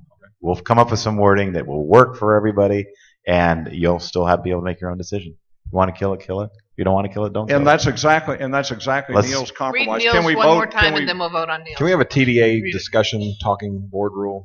Yeah, exactly. Can we talk Let's during just the move on. rules This one, discussion? this No, rule I is mean, not but- that common. It's not that important, really. I mean, it is important at some point, but it doesn't happen very often. Let's just move on. Let's hear Neil's rule. Let's hear yours. Okay, here's Neil's compromise proposal. If substantial action occurs out of turn, the action will be binding, and the TD will be called to the table to render a decision on the fate of the skipped hand. I could live with that. Yeah. All right.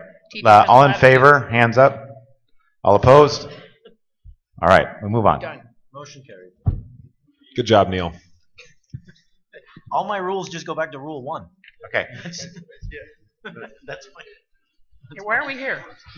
Yeah, tournament director's rule is final. Let's go. You know everybody says the EPT does it better than everybody else everywhere we go. I know that Matt gets that too. It's the EPT's way, So do everything like the EPT. Shake your head down there, Matt. All right, let's go. All right, so accidentally killed, fouled hands. Players must protect their own hand. If a hand is fouled, dealer kills a hand by mistake, the player has no redress and not entitled to a refund of called bets. If the player initiated bet or raise hasn't been called, the uncalled amount is returned to player. Now, what we're adding here is just basically the fact that it could be an accident by the player as well, and it'll be basically the same ruling, protecting what we've seen already. If a player bets and then mucks his cards thinking he's won, unaware of another live player, the dealer should hold the cards and call the floor. If 100% identifiable, the cards will be returned and action continues. If not identifiable, the hand is dead, and any uncalled bet is returned to the player who mucked, and the pot is awarded to the live player. Now the only amendment that out of this morning's discussion that was suggested here, where When we talked about it, Mike, I said I wanted to change the language maybe. from "are returned" to "maybe returned." Maybe returned. Because, I mean, I can't think of really many situations where somebody tries to fold and we would instruct our staff to give them their cards back. I mean, this is, if somebody makes a mistake, and this is what I think the gentleman from Tulalip was saying, players are responsible for doing, they're in charge of their own hand. If I forget I'm in the big blind in cash game or tournament, and I'm paying the cocktail waitress, and the dealer's like, "Sir, it's on you," and I fling them forward, there's no dealer going to give them back. I mean, certainly no dealer that I know that's supposed to give them back. So I just wanted to change the language from "are returned" to "maybe returned." Now here's your. At the table, Gale, of course, wants the hand to continue, but both of Koroknoi's cards can't be identified and retrieved from the muck. I don't know what the correct ruling is, but raising all in and mucking your hand can't be a winning play in the long run. Koroknoi's main event could be over. All right, guys, here's what we're going to do. The fairest interest of the tournament, you did relinquish your hand, but the fairest interest of the tournament, I'm going to make you pay the $60,000. I'm not going to make you go all in and knock you out of the tournament at this point. But you are going to have to pay the $60,000 off. That's Dennis Jones.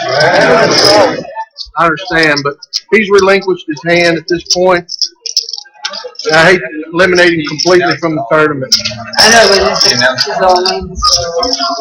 The other thing that we're gonna, that if I call Jack, I know he's gonna ask to dig those two cards out. He's gonna ask me to tell him what it is and pull it out and run it.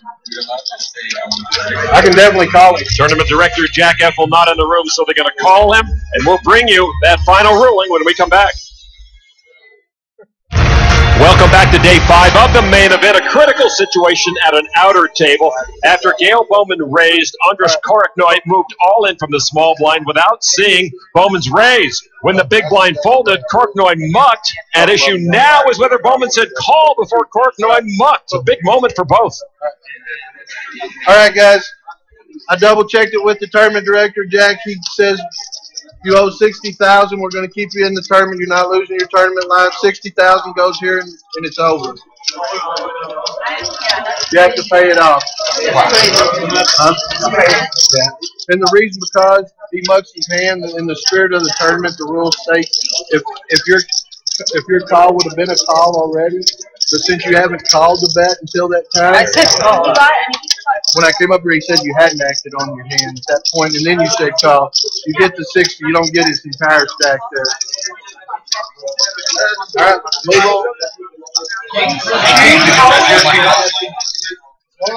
They're saying since Koroknoy's all-in bet had not been called before he mucked, he's only responsible for covering the $60,000 Bowman had raised, and he was entitled to the rest of his chips back per World Series Tournament Rule 89. You can look it up.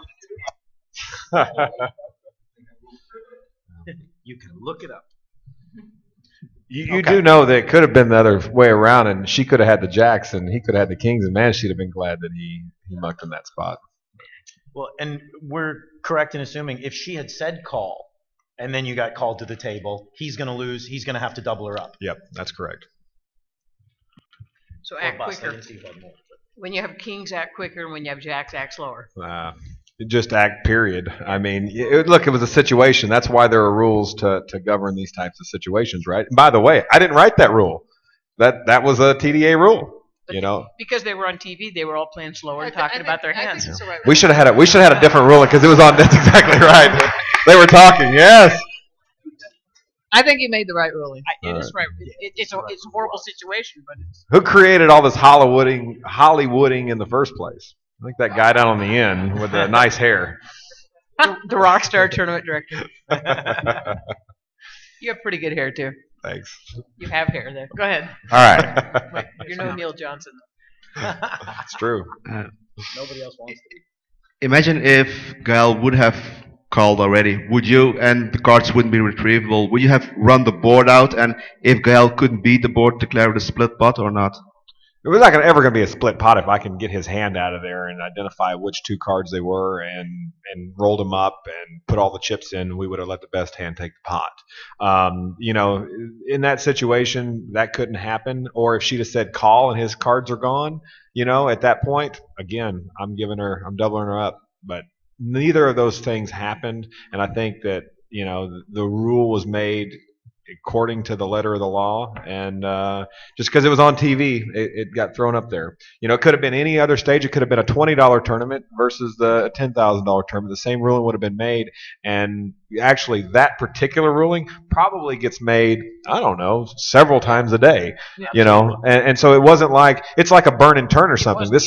It wasn't unique. It wasn't like this is something that's out of the ordinary or something. It's something. And he eliminated. It's because everybody wanted Bauman to win the WSOP main event so we could have a lady champion. That I think that it got exploited as much as it did. I was on her side too, but then he knocks her out 10th too, which just really puts more salt on the wounds. Because of the outcome. Yeah, the outcome was terrible. It was just a series of bad beats, and it was really unlucky on her part that all those things had to go wrong against her. And I feel bad for it, obviously, but there are going to be these irregularities that occur in poker tournaments, and players are playing against each other, and you're on TV, and you've got all these monster chip stacks, and a lot of distractions. It's a tough situation to be in. We'll start coloring them up in smaller chip stacks. Oh yeah. Hey, listen, that's the greatest rule that could have ever been created. We have the right to color up the chips. Love it.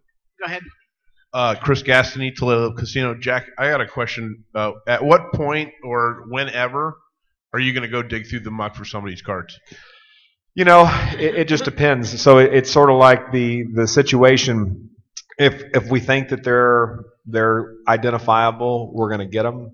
There have been times where we have gone to the muck and have pulled them out if they're clumped together or something like that.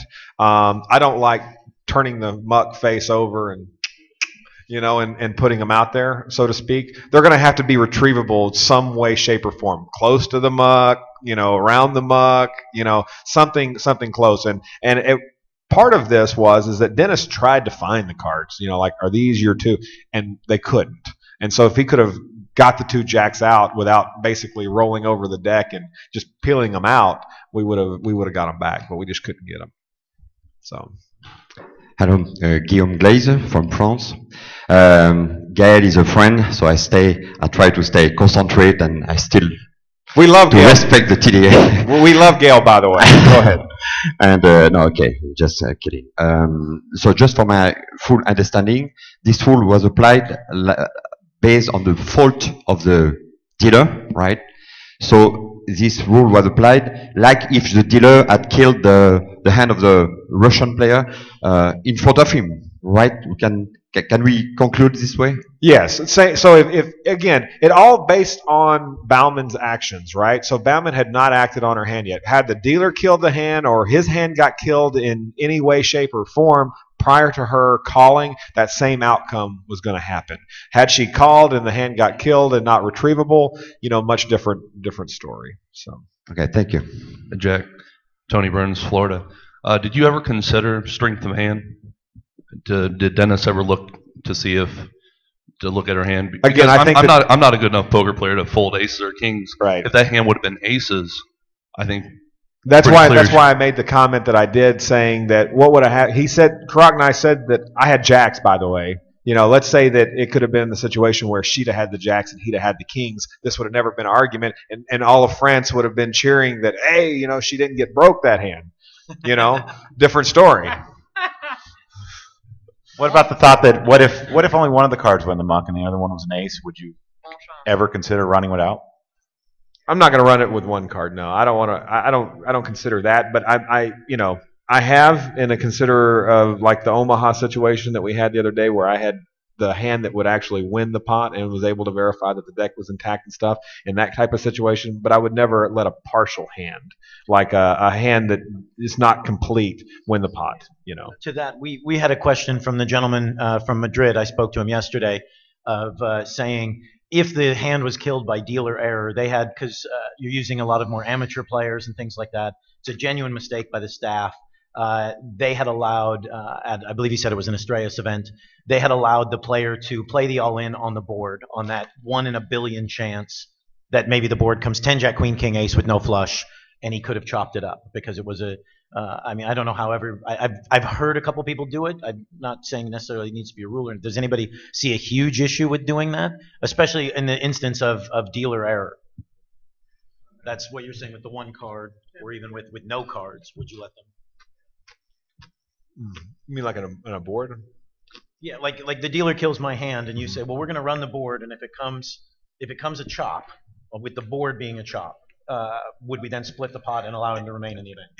I've never ruled that, but I have heard other tournament directors there has been precedence for that. So I mean, in a situation where a guy had a killed hand, running the board out, and if it was a tie, clearly that the person had two cards, but yeah, and a suited deck, and that everything was on the up and up with the deck. I mean, yeah, I could see that as a reasonable decision in the interest of fairness. But I don't know, would you do it in an all-in situation like that every time?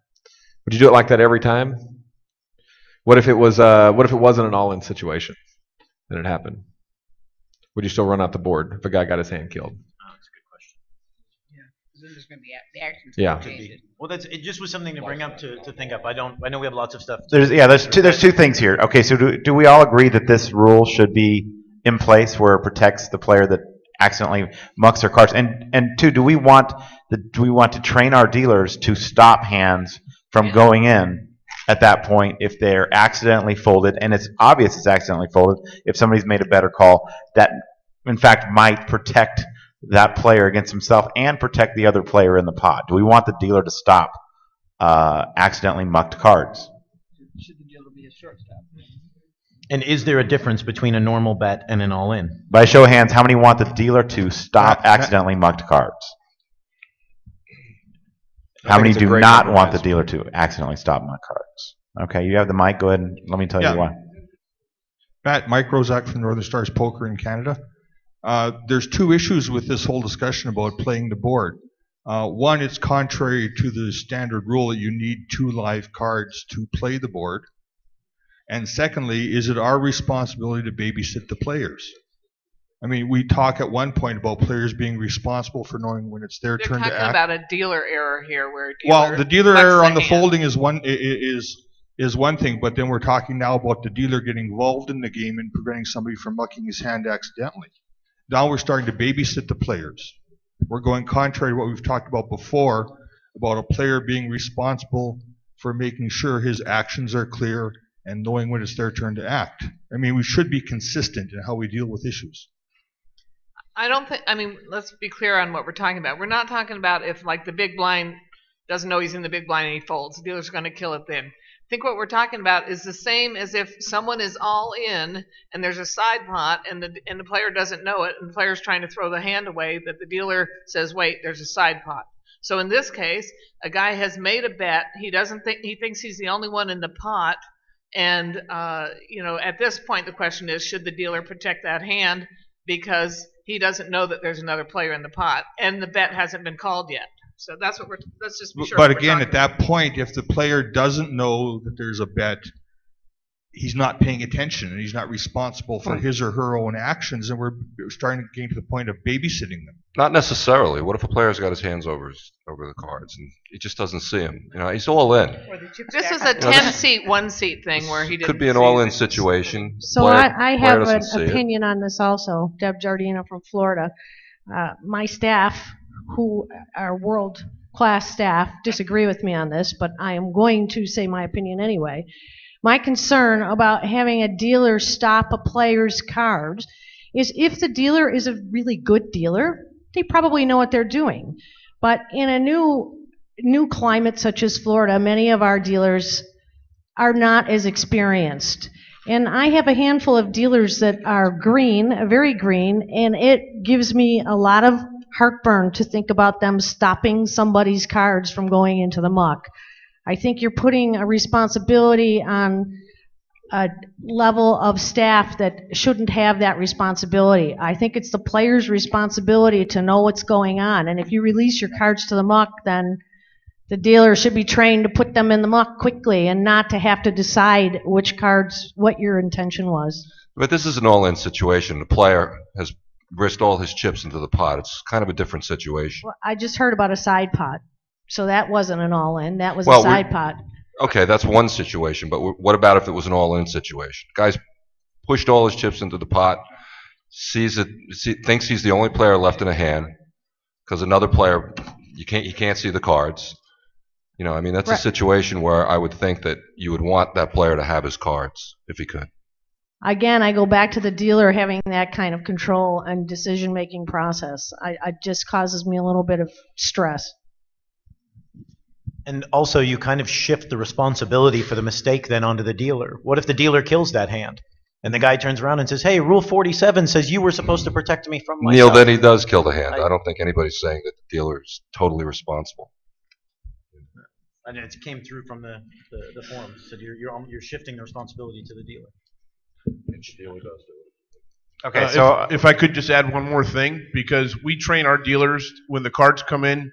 If they're unprotected, it's hard for me to tell a dealer who's been dealing 20 years who automatically is going to muck those cards if they're out there with no protection. The other thing is we train our dealers when the cards come in a forward motion down to muck them without hesitation or delay. So what do you do then if somebody is all in and there is a side pot and he gets the side pot and now he mucks his cards? You're letting him muck and let the all-in player have the main pot? The dealer, whoever's left on the side pot is going to get the side pot. If the player is unaware that they're entitled to the side pot, We train the dealers to turn over the side pots first and say, I'd like to see these two hands only. Please, sir, you're all in for the main pot, but I need to see these two hands for the side. Yeah. Sorry, Linda, for your example, the way I understand it, written in the rules, they can't muck and all in. I mean, I suppose you're saying it That's could what get I'm in, saying. but they physically can't muck it. No, the dealers, every dealer should be trained that hand can't be mucked. That's what. because you already but have they're an saying all-in. the opposite. They're saying that they will take a. No, the you're hand. talking about an acknowledged all-in situation. When you're talking side pot action, it means Rob's already all in, which means as a dealer, if I know he's all in pre, everything that makes the showdown has to come over. It has to come over. There's no way you're allowed to muck I that agree, hand. Yeah. but they're saying no. If they throw them in, they take them. No, I think Deb was saying the earlier example of what we're talking about when this situation we saw up here, when the action hasn't completed, and maybe you've bet all in, but nobody's called or whatever because you think that it's over and you throw them in. We're talking about a guy intentionally throwing it, not specifically in a called all in Right. any other But- circumstance. When you don't know you have the big blind, when you've made a bet and you think you raised and taked it or did a raise and take and stuff like that. That's the thing I think that Deb is. That's how it is should be. But questioning. he just said that if someone throws their cards away, they take them. But I'm saying that if someone's all in, they need to not take them. I would say probably you have an exception for a called all in situation, right? For the guy. Okay, here's just one point. What's worse in the situation at the WSOP where he mucked his cards accidentally by only charging him $60,000 to the girl? She's upset. Everybody's mad. What's worse than doing that or having a dealer stop that action, protect that hand, and give it back to him because it was clearly a mistake on his part? So we're discussing, is it worse for a dealer to stop a hand in certain situation, or is it better to award only the bet that was in the pot and have one of the two is going to be upset all the time? So, I mean, I think the dealers should stop hands. We have to do it in all-in situations. I think if they clearly see that they didn't see that player, that they should stop the hand. I don't think that's too much responsibility to ask from dealers. But then that's more than one player to a hand. I mean, it can be construed as more than one player to a hand. What the alternative is to just charge him for and give him back his chips, and then they're mad either. It's a six of a dozen. They're mad either way. Right, but sometimes he's going to be the one with the aces. I get that point, but we protect them in all-in situations. I think in this situation, the hand should be protected. We're not protecting them in all-in situations. We're protecting the integrity of the hand, game. but my dealers, I instruct them to turn them up. I think in this situation, I think they should. It's strong enough that they should, because there are situations like you say that the hand's covered or you can't see them. They're 1 in 10. I think overall, if we made a rule that in that situation the hand can be stopped and given back to the player. I'm definitely in favor of dealers protecting the hand in what is being called accidentally folded hands. I don't even like the terminology accidentally folded. To me, a fold is when you are unwilling to put an action to continue with the hand. Or at showdown, you see a hand that beats yours, and you refuse to table your hand, and you're no longer making a claim for the pot. The situations that we're talking about, the player isn't folding. What they're doing is they are trying to partake in a transaction where they're exchanging their cards for what they perceive as getting the pot. To me, that's not folding. They are attempting to trade their cards for the pot, which is a natural transaction when you think you've won. To me, in that situation is totally different than a player folding, and the dealer should be protecting the player in that instance. I like how you. I agree with him. What you just said there is amazing and very articulate. The only thing I would want to add to that is that and somewhere down the line we need to instruct players that they are not to give up their cards until they're pushed the pot. Then we don't have that problem. But what you said is absolutely true. Hi, Derek Glover, Station Casinos. In that situation, if we don't have the dealer protect those cards ever, right, if they're going to be mucked, now you're setting up a situation where players can't dump chips to one another. So one player makes a big bet, the other player's thinking, he folds his hand knowing he's only going to lose that amount. He's dumping chips to another player. We're giving him a reason and a way to do that. If we're having the dealer stop the hands, then now we're letting the hand play out as if what the players wanted. A player makes a bet, he made a bet that may be called. Another player goes all in, and like in this situation, then the other person calls the bet. They have their cards out there, and the situation plays out the same as the players, made the bets to do. Go ahead, Becky. Aaron Well, Aria. I think this is just one of those situations where our job is to shepherd the most correct result for the tournament. And I think stopping the hand in these situations that are clearly pivotal, like the one we saw on television where a player might be all in, and I absolutely agree with Paul. This is totally different than what a fold would be defined as. And I just think we should be stopping these hands here. It's the right thing to do for the ultimate result of the tournament. I agree. I totally agree with that. And Deb, if your dealers, I mean, obviously you need to train them to do it, but if the dealer doesn't stop it, then there's nothing we can do about it. But I think if the dealer does stop it, that's the right thing to do. I think it's the right.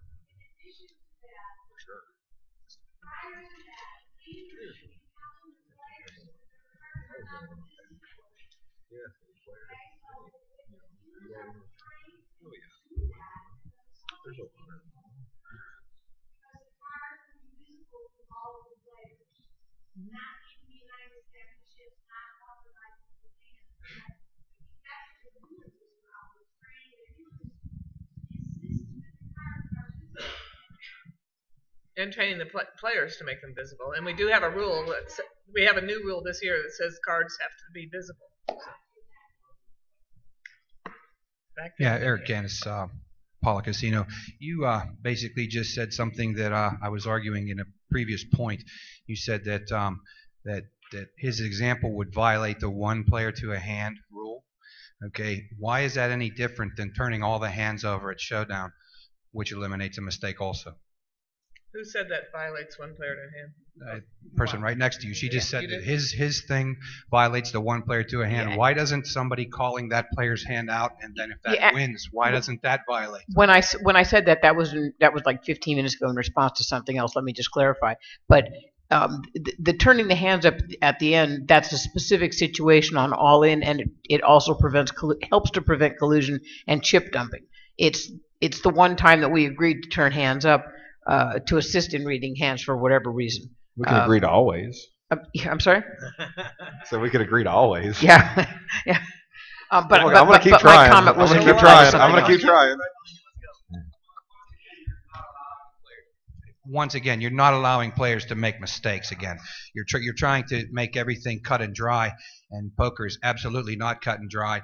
You know, if you want to muck your hand, and you muck your hand, and I don't say anything, and my cards are sitting right there, okay, and for the dealer to stop and say, hey, you have a live hand, that's unfair to the guy who actually had his hand right where he's supposed to, had it protected, and should actually get those chips, in my opinion. Yeah, and I agree in situations like that in the big blind. When a big blind goes to muck his cards and I see a dealer give the hand back, I cringe. It just absolutely makes me sick to my stomach because they are assisting in the playing of the hand. But I think what we're talking about here is a little bit different. We're talking about egregious errors in regards to a tournament.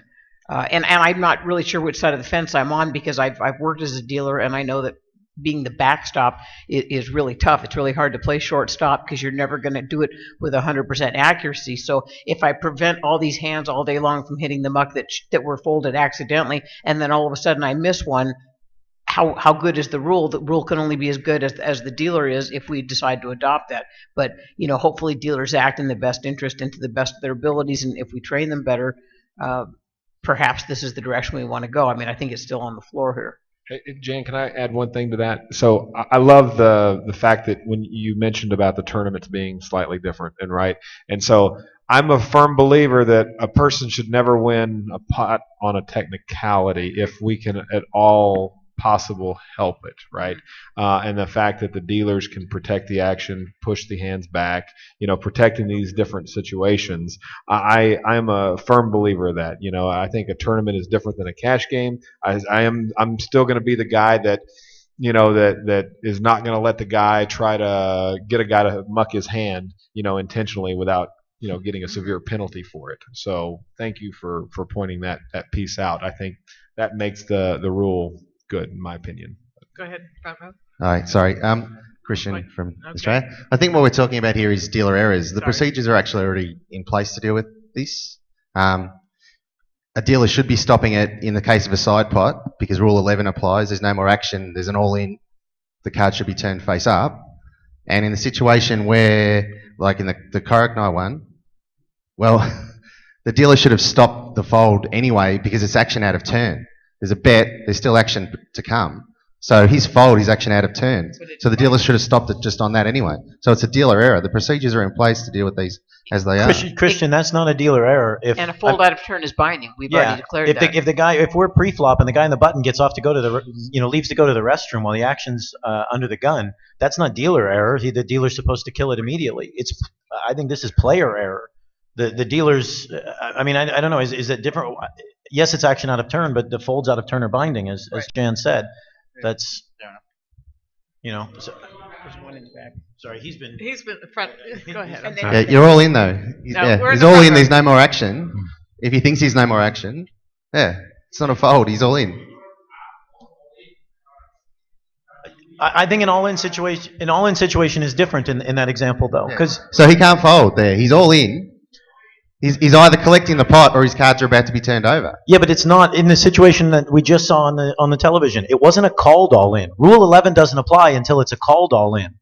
Yeah, he shouldn't be able. You're right. He shouldn't be able to fold. He can't fold. But this is. I've heard you're at least the second or third person I've heard who said dealer mistake. This is. Everybody who's in the chat bar here is all going. This is player error. This is a player making a mistake. And is it the dealer and the floor's responsibility to?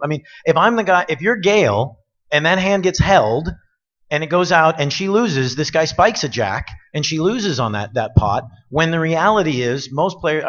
That man folded. He should have absolutely no entitlement whatsoever to. But he's the not pot entitled because to he made a mistake. fold. He's not entitled to fold. He's all in. He's all in. He's either going to win the pot because it's an uncalled bet, or someone's going to call and the cards get turned over. The dealer should stop that because he's all in. We might be able to come to a rule specifically for all-ins, but I think any bet is the equivalent of the big blind. Everybody has said, well, we're not giving the big blind back, so when do we give the 3-bet back? When do we give the turn bet back? When do we? For an all-in, I'd be okay. The reason I raised my hand for being against it is because I'm against it for any bets. You fling me the big blind, I'm going to kill those cards so fast, they'll give you a paper cut. That's how we're all trained, I think. Right. And I agree with you that he's not entitled to fold when he's made the bet and facing the action. But in that specific case, it was an egregious error on his part. Obviously, he didn't know there was another hand still in there. If what he said is true, that he had jacks, he probably was willing to take him to showdown. Unless he got called by kings, of course. I'm not denying that he made an error. I'm just saying that he's not really entitled to fold, and that's why I'm saying it's also a dealer error. Because the dealer should know that he's not entitled to fold. But what are you suggesting happened? He did fold. His cards were in the muck. What other decision possibly could have come from that, other than the one that was made? I'm saying that I would train my dealers to block those cards going from the muck and call the floor. Okay. Then I think that's what we're kicking. All right. By a show of hands, how many of you want your dealers to? That is a TDA rule that all in and called bet must be shown. So if a lot of times there might be a third player where somebody folds and then the other player folds and do you want the dealer to then stop those cards and turn them up? Yes, that's the rule. So by a show of hands, how many are having their dealers stop those cards and turn them up? Because it is a TDA rule already. How many are not? You're saying all in and called. Okay. And somebody mucks on the river, right? And those cards are supposed to go. How many are not stopping those cards and turning them up? You need to make sure your dealers are doing that. So is this an extension of that? I think it is. Because it's a bet or a raise or an all-in, is this an extension of that? Are we protecting the players in that spot or not? How many want the dealers to be involved in that? In the all-in, or even a raise where there's action in them? Okay. All right, the all-in, yes. How many want the dealers to be stopping the player that moves all in and then folds his hand without completing the action? How many want your dealers to stop that? How many do not want your dealers to stop that? And I'm talking about the other players not yet called. There's a couple. Can you move off of that? Can you change your rule to where you think that would work? If somebody moves all in, are you going to stop it? With the two hands that went up, can you live with that? Yes. Okay, so we all agree that if it's an all-in, we can then have the dealer be involved. The dealer will do their best to stop that. How many of you feel that if a player raises and then mucks without the other player calling, the dealer should stop those cards? How many do not? Okay, so we're not going to come to an agreement on that. So we need to come up with language for that. We're not going to come up with an agreement for that. And I will continue to do that in my tournaments, and you don't have to do that in yours. I think that we have to come up with something for that, and we definitely have to move on. But then, just to clarify, that is the language in B. So we're not adopting B. Is that correct? No, Read B and tell me if we're adopting that or not. Because it says the cards are returned. Now we have amended the cards are returned to the cards may be returned. Okay, but now we're saying that we're not in agreement whether those cards should be returned. Mike, you have to change the fourth word to be all in instead of bets. If a player is all in and then mucks his cards, thinking he's won, unaware of another live player, the dealer should hold those cards and call. Right, and that's the extension of what we have. Right, that's an extension of what we have, and I think we can agree to that. I don't think we can agree to anything else. So We've let's got two vote more on people that. who've been waiting patiently. Jack's got somebody, Bob's got who've been waiting very patiently to speak on this, and then we'll go ahead and vote. Just Brian Vickers, Hollywood Casino in Granville, PA. Two quick comments on what we're talking about. We flip over the hand on an all-in. I believe that was to prevent chip dumping. I think was the primary reason, if I'm not wrong. So in a case with Karaknoy, for instance, if he's able to raise any amount, all-in or not, and I'm not in agreement that it should be a differentiation for an all-in. But if he raises any amount and then mucks his hand, he can just forfeit that amount, and it gives him an easier avenue to chip dump to another player. The other point is we've made many rules in the past in the spirit of making sure the best hand wins, and as Jack said, not having players win or lose on a technicality. That's why we don't kill a hand if they get on their cell phone. That's why we don't kill a hand for various reasons now, and we go towards penalties. So I would be more in favor of, even if there's people adamant about the dealer should kill the hand, instead it should be returned, and maybe the player should be penalized for that muck. But I don't think that it should be a killed hand. The dealer should attempt, if the player is not facing a bet, to return those cards. And I think the terms fold and muck are sometimes used synonymously. To me, a fold has always been an action in response to a bet. A muck is any way that you discard your cards, but not necessarily in response to a bet. So when I raise and there's an unmatched portion, mucking my hand, I can't fold because I'm not facing an action of any kind. And just to follow up on that, so if this is where we are, if a player bets all in and then mucks his cards thinking he's won, unaware, blah, blah, blah. If 100% identifiable, the cards may be returned and action continues.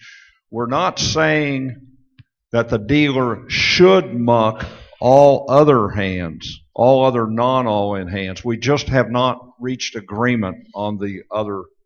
So if those of you as TDs, you want to instruct your dealers to stop the cards and call you, fine. Those of you that want to instruct your dealers to muck them right away, I mean, that's where we are. We're split on this. No, that's what I'm saying. I think we just need to come up with this and move on, and I think it is. We got it. That if it's all in, because it's also an extension of what we already have for all in, we can work with that. And anything else you guys want to do it or don't do it. And Tristan's been waiting about 15 minutes to say something. Tristan, running aces in Minnesota. One thing that hasn't been brought up yet is angles, the flip side of the collusion. If I shove all in, somebody looks like they're going to call, and then I muck my hand if the dealer's preventing the hand from being mucked. Correct. Okay, so I think we voted that was in. Everybody already agreed on that. I think we can now move on. And what? Yeah, got it. Yeah. Okay.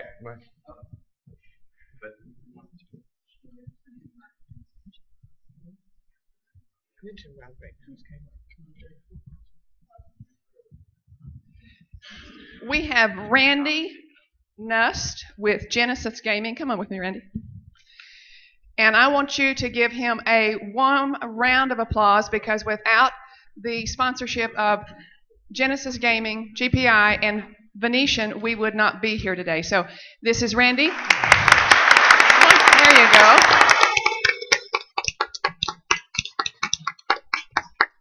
Thank you very much. I know a lot of people in here, and I appreciate, this conference, and we're very happy to be a part of it. It's very important to the poker industry. And for those of you who don't know about Genesis Gaming, you may have heard of Bravo Poker, which is our product, and it is used by many poker rooms around the city of Las Vegas and around the country. So anything that, push it up, thank you. Anything that has to do with poker, we're very interested in. And meetings like this, again, we have, this week has been a busy week for us because we had our customer summit. It was over at Caesars, and many of you came. So we tried to combine it with the TDA meeting so that, you know, you could kill two birds with one stone. If you don't know about Bravo Poker or you're interested, please call us. It's a complete table games management system and room system. Have a complete tournament registration, clocks. We run the World Series of Poker. All their registrations, their clocks. Some of the new things real quick, and I'm not going to take up a lot of your time. I know you're real busy. Some of the new things that we're introducing for those of you who didn't get to the summit yesterday. And one of the biggest things I think that's going to affect tournament poker is online tournament registration through our system. One of the things that we've been working on for the last year really is the ability to go online or go on our app, Bravo Poker Live. You may have heard of that as well, to register for a tournament and pay for it with a credit card or a debit card or ACH payment. That's going to be a big. It's going to be interesting how that's really looked at and how it's used. I think the time has come. We actually approached and had talks with Visa, MasterCard about what exactly is poker tournament. And with what happened on the online gaming space, they're very fearful of getting involved in this. So we talked to them and explained that really poker tournaments are like a golf tournament or a bowling tournament. You pay money, you get in. If you're skillful and win, you collect money. You know, or collect prize. It's no different than any other event that you pay to get into. So that took a little convincing, but they actually looked at it and determined that was correct. So when someone wants to go in through our app or through your website, if you're a client of ours, they will be able to register for a tournament. It'll pay with a credit card. It'll dump straight into our Bravo system. So the registration process will be, for them, will be very easy. You know, and at that point, we'll be able to assign a seat. They can come with their ticket to a will call, or we'll put it on the printer receipt, the table and seat number on the ticket. So we'll have a lot of those options moving forward. It'll be rolling out soon. In different jurisdictions, it's being used heavily now. In Florida, they are doing this, have been doing this for a while, for the last few years. And it is, I think it's time for the industry. Including myself, most people, if there's, I want to put everything on my credit card for the points for me. So that's, we think it'll be heavily used, and we're proud of that. The other thing that we introduced, and I don't know if our clients saw it, but we introduced a new payout program for tournaments, which on a lot of these big tournaments now, there's a lot of international play that come into the U.S., and this payout program is used by the World Series of Poker for the last 3 years, and it takes into account all the tax forms, the 1099s, the tax treaties for different countries. It's very very robust, and for those of you who host large tournaments and do have people coming in from overseas, it's definitely something we'd like to talk to you about. Very big program. Third thing, and I'm going to get off the stage here, is we're very proud. We were just selected as the best table management system out there by Casino Enterprise Manager. So we're proud of that. That was appreciate it. Put a lot of work into that. So we were happy to do that. Again, it's our pleasure to sponsor this. With everyone up here, and I know so many of you in the audience, and we really appreciate it. And in the poker world, anything we can do to make the poker world go like this and continue to grow, we're all in. So again, thank you. We appreciate it, and see everybody soon. Thank you, Randy. And Randy, I want to make sure everyone knows that this isn't just a benefit to management, it's also a benefit to players. Jan and I travel all the time, and we always, we use the Bravo app to see where the closest game is. We use it from our homes here to see what games are going at the World Series, at the Venetian, so it's really going to bring you a lot of business, and it's going to be good for your card rooms, I think. One of the things when you're traveling, what we do is we can see what card room is the closest one when we're out in the middle of nowhere. We don't even know that there's a card room 2 miles away or 20 miles away or whatever. You get it on your phone and you click a button and you get directions how to get there in addition to what's playing. So good product, bravo, and thank you so much for your sponsorship. Yeah, I really want to piggyback on the fact that without this sponsorship, it would cost you thousands of dollars to attend this conference. It is just awesome how this has been free to the tournament directors, and I really encourage you to support and pass on the words of our sponsors. Thank you.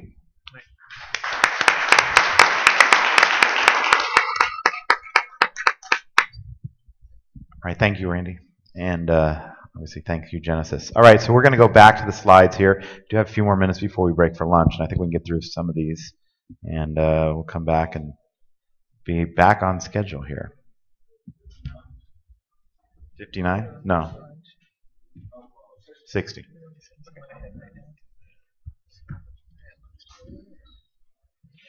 All right, face-up for all-ins. All cards will be tabled without delay once a player is all in, and betting action by all of the players complete. And tabled, the word used to be shown, and what we were seeing a lot was somebody was saying, I showed my cards and then I mucked it.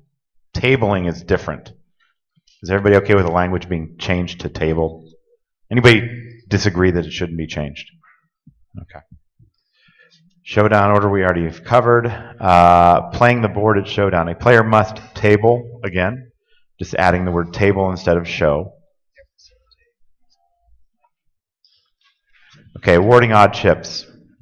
Odd chips will be broken down to the smallest denomination possible and high-low split. The odd chip and total pot goes to the high side. I think these are standard. In board games with 2 or more high or low hands, the odd chip will go to the first seat left of the button.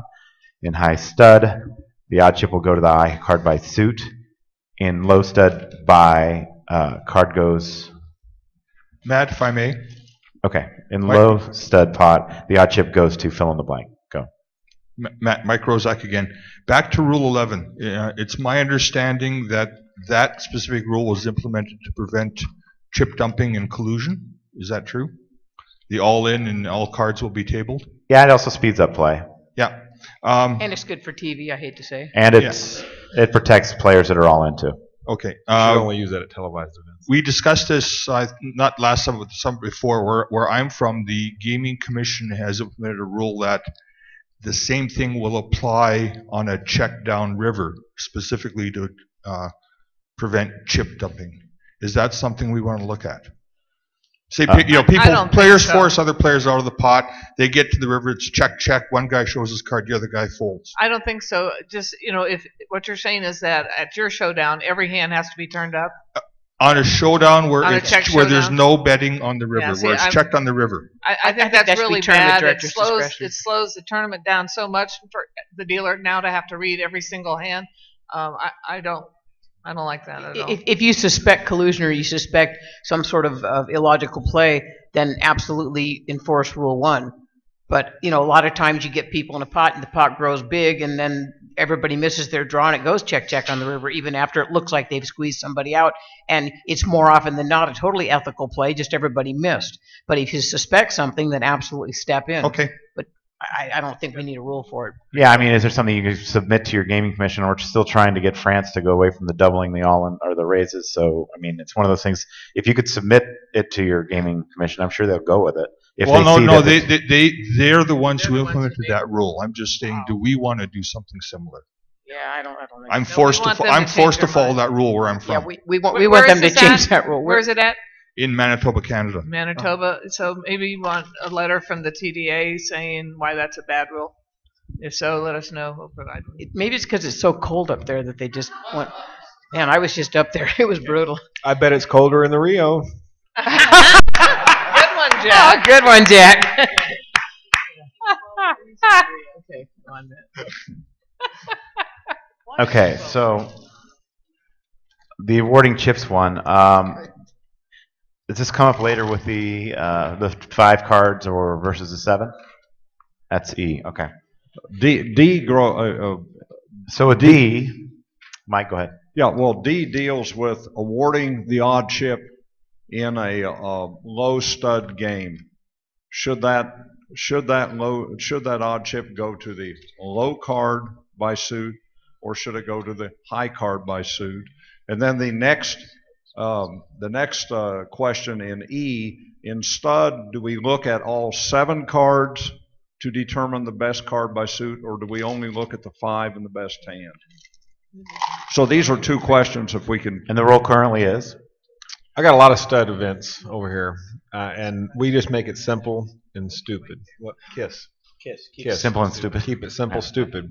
My board is here. Whether it's a high board or a low board, whether it's a high-low split hand, whatever, the extra odd chip always goes to the high card by suit, and you always use the 5 cards. Period. You only use the 5 card. That's it. That's it. 5 out of the 7 that make the hand. That's it. So that's what we've always done. And it's simple. So if you have a high and a low, you have a well, where's the odd chip coming from though? You're using 6 of the 7. Yeah, but you're only using if you're getting the odd chip for the high side, you're using your 5 for the high. That's correct.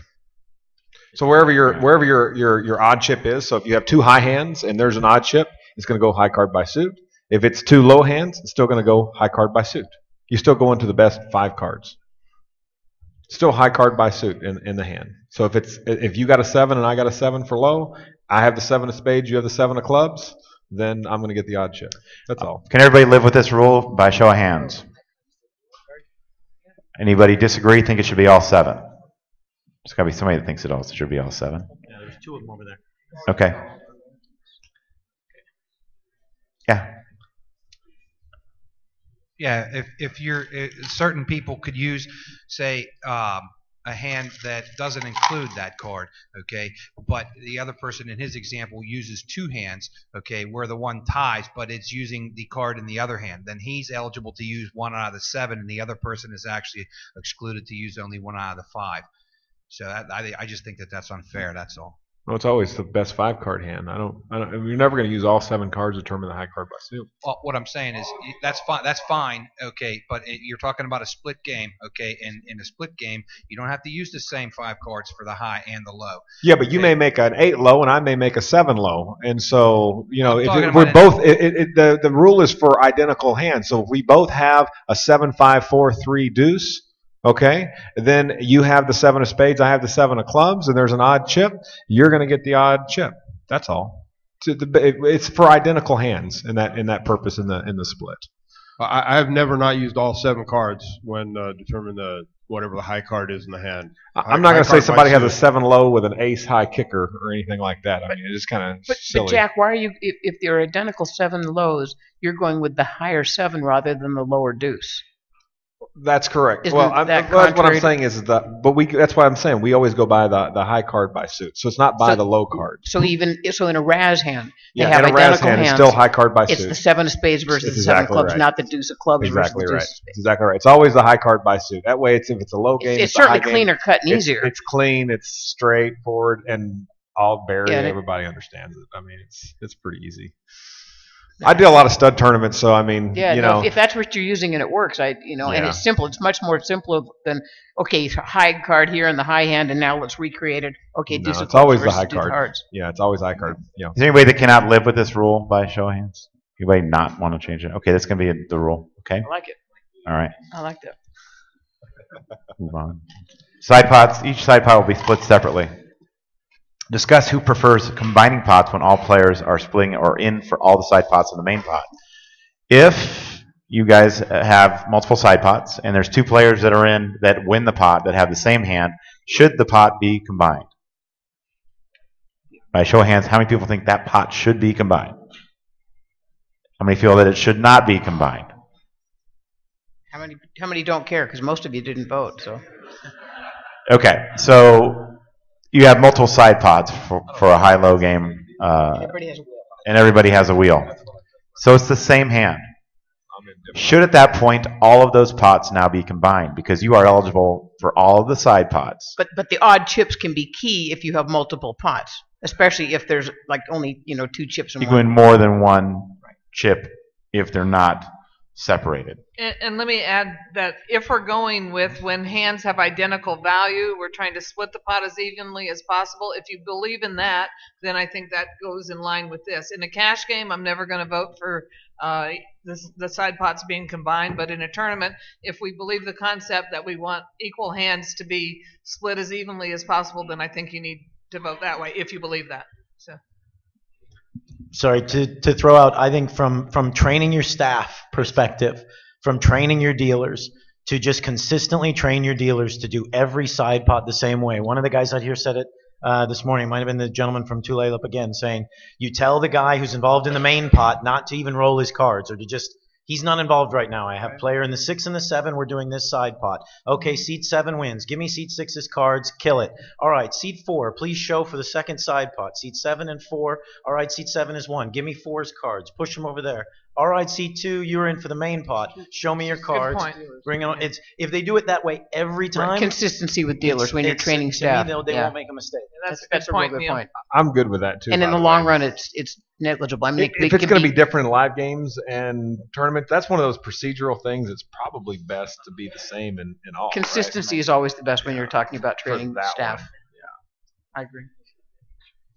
Well, we all just flipped. And that's that leads to the one just before at 16E, because I'm with Linda. It's like it sounds odd that we would say in a cash game we don't want them split, because if it goes, wheel, and I'm going to get the odd chip in the high side and the odd chip in the low side, there's no way I'm letting that dealer screw that pot up. He's going to give me both chips. Right. But in a tournament, we're saying no, pull them in together, and then I don't get the 2 extra chips.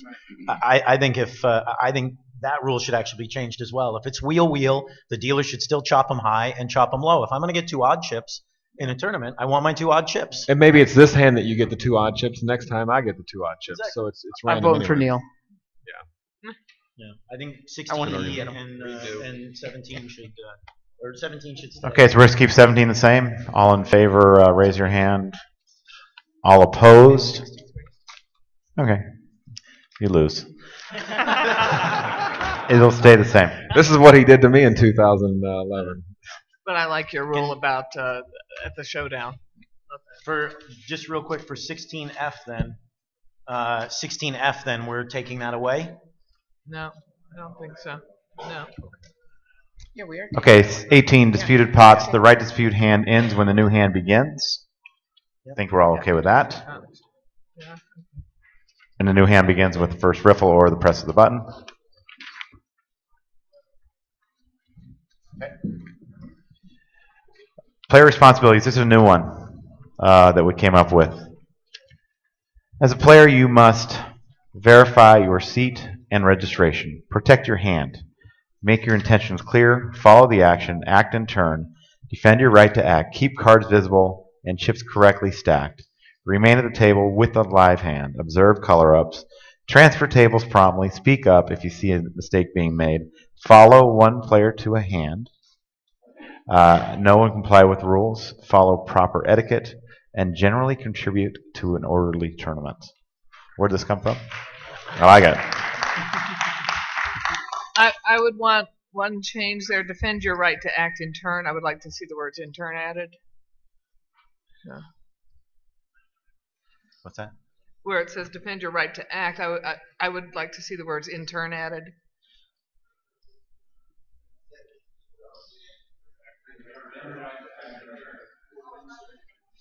Insert the words in turn. Well, it says act in turn right above it. Oh, okay.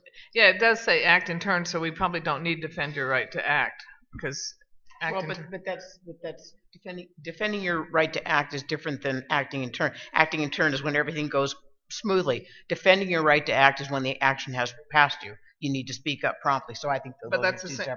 That means acting in turn, though. But that's when acting in turn has not occurred. When you've missed your opportunity to act for whatever reason, that's when you need to speak up promptly. I think it's 2 separate things. Okay. And if we can get players to adopt something as simple as this one paragraph, how much easier will our lives be? All in favor of this? Hands up. All opposed? Anybody thinks you're opposed to this? Okay. Who's opposed? There's 2 hands. You're opposed? Why are you opposed? Who's nobody's opposed? No, I think Okay. we Okay. misread it. All right, so we're going to add this player responsibilities rule. Okay.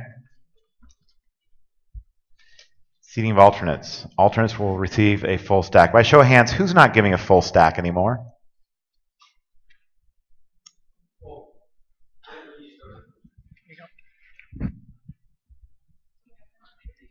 Kevin again from the Gardens Casino. Well, I mean, if they come late registration alternate, they're going to get a full stack. But sometimes, you start a table with 4 or 5 players, and those players that do come late for that brand new table, those chips may be blinded off. So we do that, yes. So they'll get a full stack, but if they don't get to the table in time that it started, because you're not going to start every table with 9 or 10 players. You're going to start it with at our casino we actually start with 4, even though I don't really agree with it, but we do start with 4.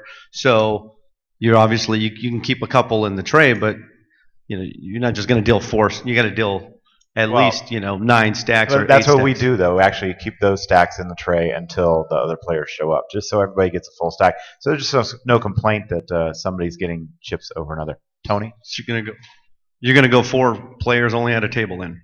Well, if you're starting it four-handed, there's no reason to have the dead stacks out there also. If you're going to start it forehand, to just have those 4 stacks out there, if you're going to start it that way.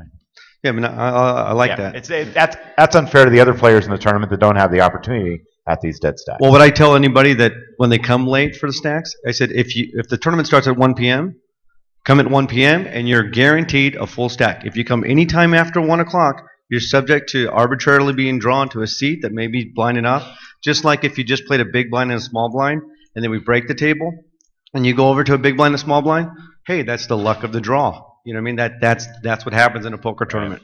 I think I just, as far as player friendliness and being in LA as you are, that the traffic is pretty brutal. So I just know it's worked for us. It took a while. Players originally said, we don't think that's fair that they get a full stack for coming in late, but that has completely gone away from our tournaments now, and they all know it.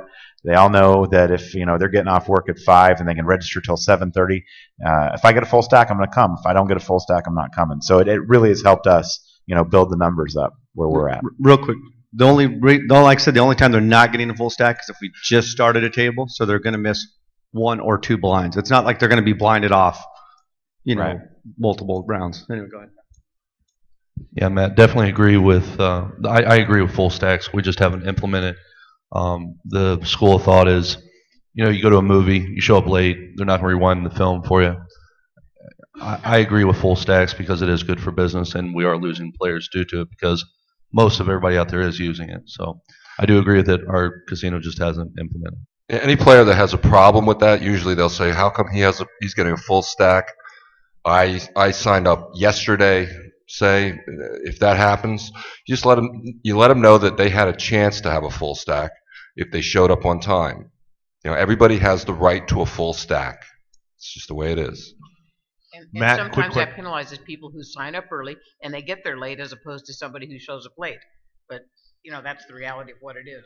That's my question for Matt. But they could have got there on time. They could have got there at 11 when the tournament started. They decided to stay later. That was their option. They could have signed up if they wanted to sign up at 12. They could have done that. They decided that they wanted to sign up the night before and they wanted to come late the next day. That was their decision. So anybody can get a full stack.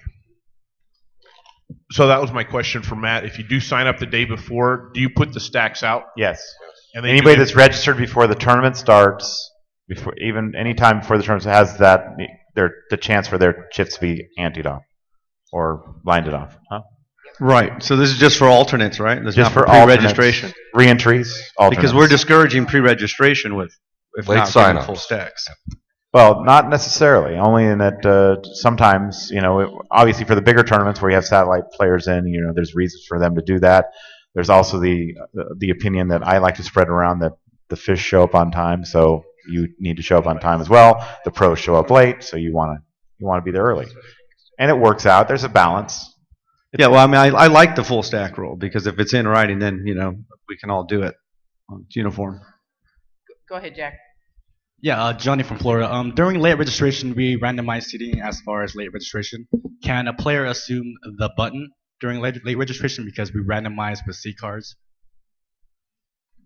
Yeah, I mean, if tables, if that's the only seat that's open, yeah, I mean, there's definitely ways that it can do that. We do a random draw. We basically we walk our players to the table at Commerce because we have so many alternates coming through. We might have 50% of our field be alternates. So we'll have our staffers walk them directly to the table so they don't know where the big blind is at. We do not do the you need to wait for the big blind or post.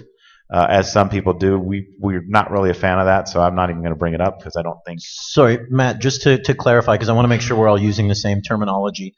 When you say alternates, are you talking about late entries, people who came registrations? Was it 12, but it's open till 4? Are you talking about anybody registers between 12 and 4, or your field was sold out and this person is an alternate? Yeah. Which two are you actually referring to? You referring to a late entry or an actual physical alternate to the tournament? Both. Both. Yeah, both. Right? Yeah, both. Right.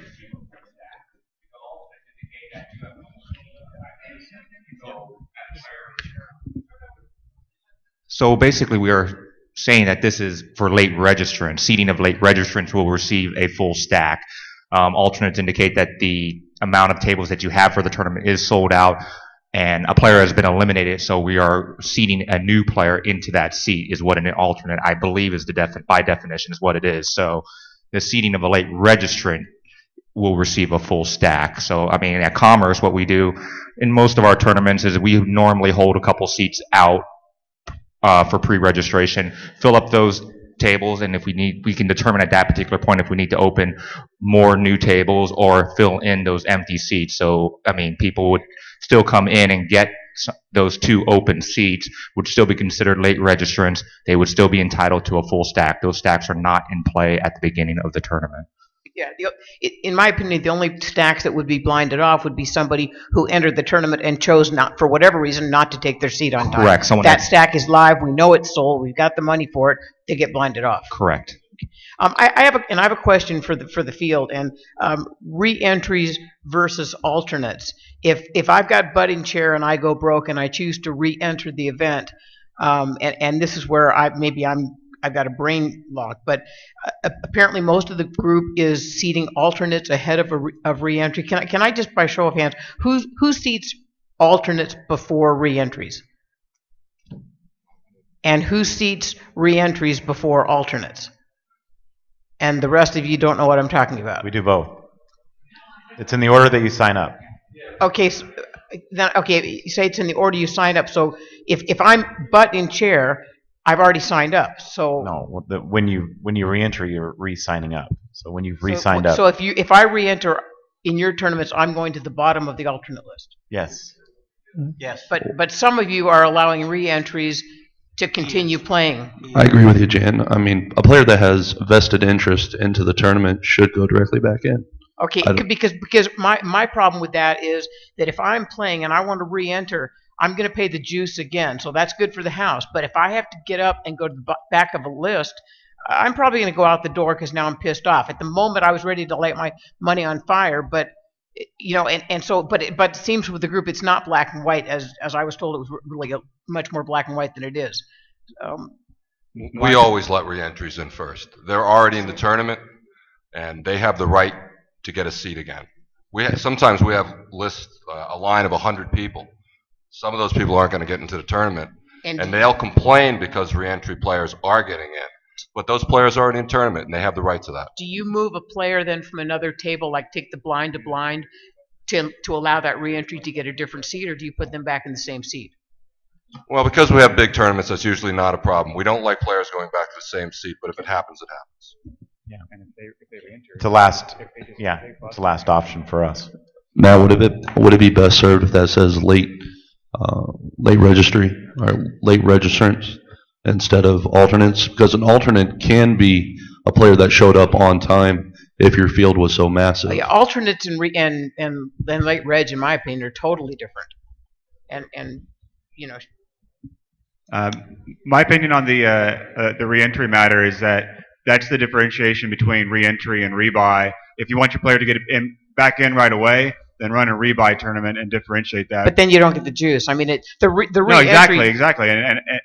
But to me, like my opinion on it, the way I run it is that a re-entry tournament, an entry is an entry. Whenever you enter, that's where you are, because you're just entering. You're treated exactly the same as a new player, which means you may be reseated in a new seat. You'll be reseated, the exact same way a new player would, on the shorter table, as close to the big blinds you can get them, and all that. But I don't think that any one player should be treated more favorable than another player, because if it's the same for everyone, you enter, you're in that spot, then nobody can really get upset about that. No one can say that anyone's being shown favoritism. You enter or you enter. But are you finding that re-entries, once they lose their seat and have to go to the end of the line again, are then less likely to re-enter the tournament, and that therefore it's costing the house money? I've not found that, no. Yeah, we really don't want to alienate players, and by doing that, we would. I've had players say to me, I want to get in right away. Why are you letting, sometimes what we'll do is we'll try to get one table in, try to budget a little bit. We've got 12 open seats, and maybe we'll try to get a line of 10 in, so we'll open up a table. Well, and then all of a sudden, the re-entries back up, and then players are yelling at us because we're not getting them in right away. Yeah, but you have a player who's under the impression that he's the next one in. You're the next alternate. I've got a ticket saying that I'm alternate number 12, alternate 11 just got seated. Right, and I'm sitting there, and then the next guy busts, and he re-enters, and he's back in right Yeah, but away. he's The next already- guy busts, and he re-enters right away. and I'm But he's still already sitting in the there. tournament. So he's out of it. But he was in the tournament. Okay, He was No, in the it's a tournament. brand new player who's an alternate. It's a and re-entry a guy's tournament. re-entering, and you're saying you're going to put him ahead of that guy who's sitting there waiting to get in. Okay, I want to hear this gentleman's comment, but mainly I just wanted to throw out there to see if I was the only one who felt this way. Obviously, I'm not. There's two schools of thought on it, and maybe this is something that we can take up at more after lunch or leave it till next time. But I just want to. What was your comment, sir? I just wanted to say we should just change this to seating after play begins, and then that covers alternates or rebuys and all that stuff after tournament play begins or something. If we just call it seating after tournament play begins, then that's going to cover all that stuff on the. Well, I'm not saying alternates or anything. Okay. I do understand there's two sides of it. Believe me, I do understand that. It's just how we proceed with it. Is there anybody not charging juice for reentries? That's why we have juice. One more suggestion on the wording. What if it just said that all tournament players receive a full stack? Then it doesn't matter. There's no wording. All tournament players receive a full stack. Late entry or not, they're going to get a full stack. Just tournament players will receive a full stack at the point that they're seated. I don't think you need to differentiate alternates, because then it's just all players get a full stack. That's what we're trying to accomplish. Yeah, so do we want on this list, would this work? Would late registrants, alternates, and reentries will receive a full stack? Does that work for everybody?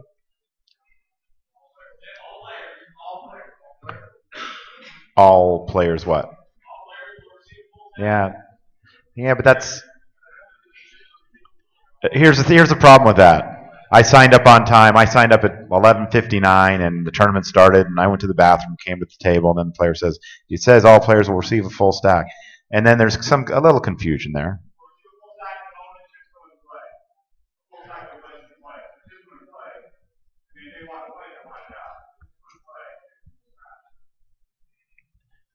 Are we just saying all players will be sold a full stack? And if it goes on the table, starts getting blinded, so be it. I think it's receive a full stack, right?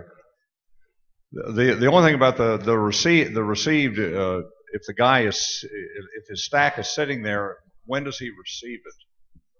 When he, whereas if that right, and it might not be a full stack by the time he comes to the table. Whereas it's full when he buys it.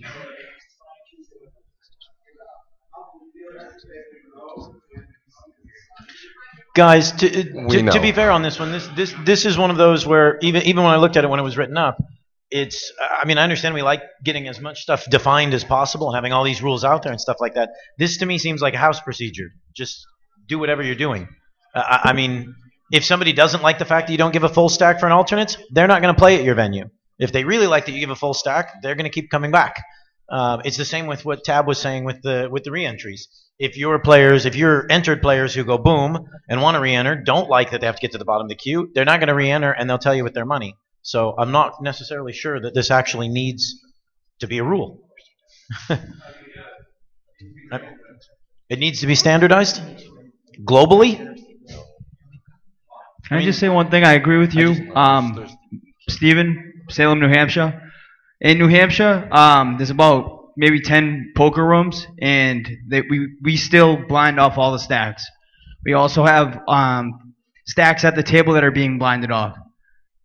So I'm just a little bit confused on where the players are getting the chips. Are they getting them from when they register, and then they bring it to the table, or is the dealer giving them the chips at the table? Because we also don't have trays at the table to have chips, so. You don't have trays at the table, you said? Oh. Yeah, the tournament tables don't have trays, Okay. so the dealers wouldn't have the chips in the tray.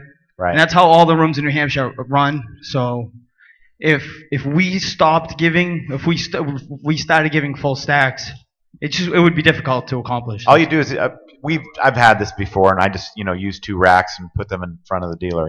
The dealer, and where the tray would be, you put 2 racks with the chips stacks ready to go for those players that show up late.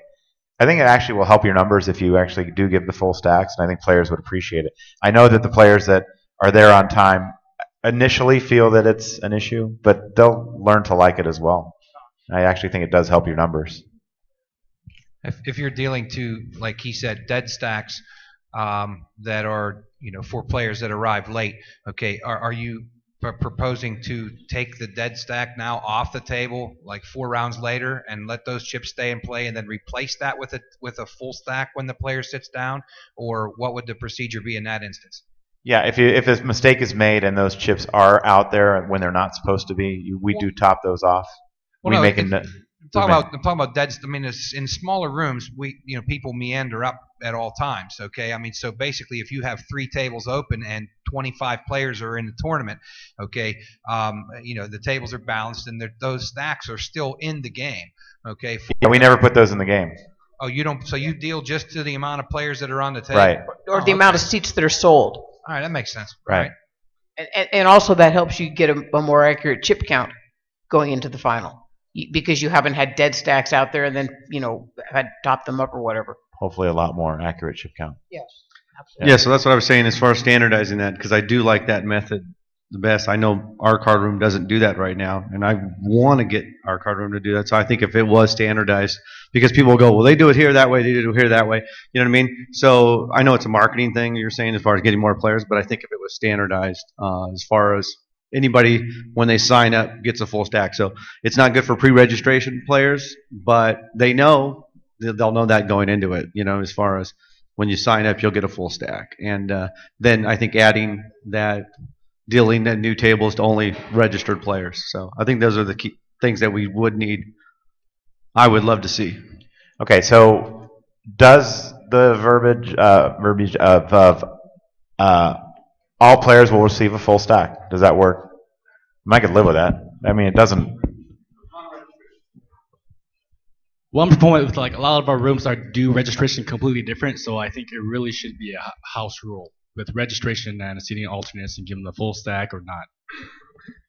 I mean, if it's something that we could standardize, I think it is a good coup for the TDA to have everybody that is in the TDA issue full stacks. And I think it was pretty close. I think it was only maybe the aisle that doesn't give full stacks right now.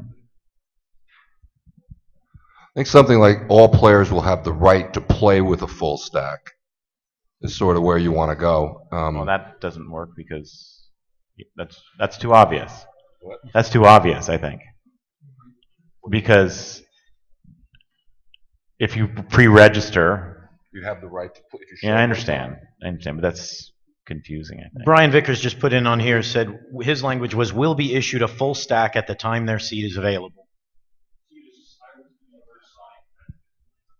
That's similar to the will be sold a full seat, or will receive a full stack at the time their seat's available. That's similar language to will receive a full stack at time of sale. So that accomplishes the same thing. Brian Deannis, Pachunga Poker. Some of us are, the poker room doesn't, we don't do the sign-ups, our cage does, so sometimes some of the guests are alternates. They're sold as alternates, and so when they come up to the table, it's already an action by mistake of the cage, not of ours, so their stack has gone down some, but I'm fine with the new language. How about something like alternates, late registrants, and reentries will receive a full stack? Matt, the only thing I want to bring up, is I don't think we can apply this to all types of tournaments. I know Jack had just had his shootouts where late registrants. Yeah, shootouts would be in there. Except in certain game structures. I guess I should just read.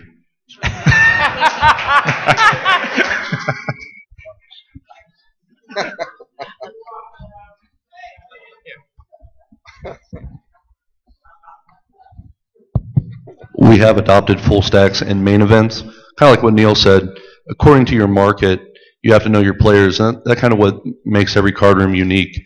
If you figure your room is, puts in reentries first, before alternates. It's the big players, that are out late the night before, that are coming in late, that want the full stack. So once again, it's kind of that 20% rule. On bigger tournaments, main events, that's when we implement full stacks. Some of the other guys, the regulars, they don't want to play short. It's the old timers that come in. They figure they're there early. They don't like shorthanded play. It is the younger generation that likes the 4 max, the 6 max. Okay. So should we come up with something that says alternates, reentries, and late registrants receive full stacks? Would we not achieve the same thing, Matt, just by saying all players? I don't think so. Okay. All right. So vote on what I said 3 times. If S. Read the language again. That late registrants, alternates, and reentries will receive a full stack. And then have the language in there about the shootouts. I think that's also. Any against? Any opposed? 1. You're going to have to live with it. All right. They do. Oh, everybody. No, see, that creates large problems. I know at the LAPC, when we start the main event, there's 2 and 3 players at each table. But those people that registered in advance, their chips are there. So it now becomes, get to your seat and you can actually start the tournament. You can't start the tournament a lot of times if you don't have the pre-registrants stacks out. Causes some issues. But they were sold a full stack. Correct. That's fine. That gets back to all players will be sold a full stack. They had the ability to show up one time. So it's going to read late registrants, alternates, and reentries will receive a full stack or will be sold a full stack because they could show up late, correct? It goes by the time it's sold. Or they could be straggling. Whatever time it's sold is when your full stack begins. Well, I think that, I actually think that's a good addition, and why I say that is what we have also is we have the people that show up last minute and then they go to the bathroom. So what we'll do is we will then put their chips into play. Once the registration's closed, we put their chips into play. So I think sold is probably the right language there. But they were sold a full stack. Yes. Okay. Go. This is covered, right? Muck and air, this is the one, Mike. All right, done. All right, getting into some raised stuff, which is going to be fun. This might be a good time for lunch. Okay, so let's. Be back at 2 o'clock. Give you 10 extra minutes. 2 o'clock. Be back at 2. Volunteers, you are going By to the way, the grand guys, lunch. before you go, one more thing. There's a guy up here that's handling all the video. He did the live stream. He's done all of this stuff. Rob Perlman deserves a big round of applause over here. Rob, stand up. D-Rob, stand up. D-Rob, stand up. Oh, you already stand up. He also does live streaming. Listen to this, guys. This is also important. He also does live streaming for events. He's handled live streaming for Foxwoods, for Commerce, and he's doing a lot of different projects with the World Series of Poker. He can come in and set up a live stream for your tables. It works really cool. I'd get his information. Check it out. He does it pretty reasonably. And check out the live stream that's going now. We have people from all over the world who are tweeting in, texting in to us, who are actually live time part of this conversation, getting their input. So we would not be able to do it without Rob. So kudos. You have business cards with you? Okay, please get a business card from Rob if this is something that you can use. And know that he comes TDA approved. Yeah. Best business card of anybody, by the way. You got to Oh check yeah, out his and business don't card. call him. Text him or email him.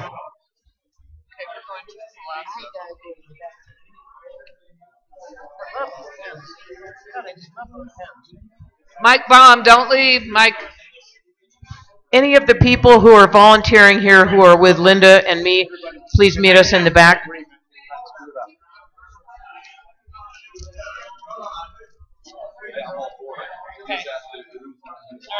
There's a tea for you, sister. There's a tea so you don't have to pay $4.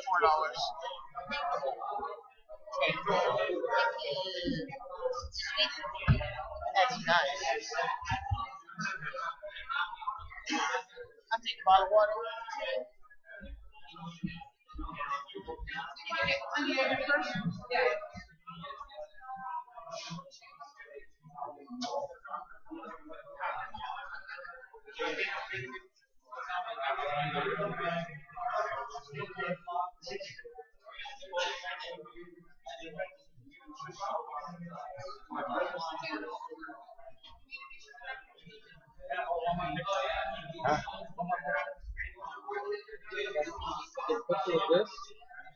Right up here, and I get $100 on mine.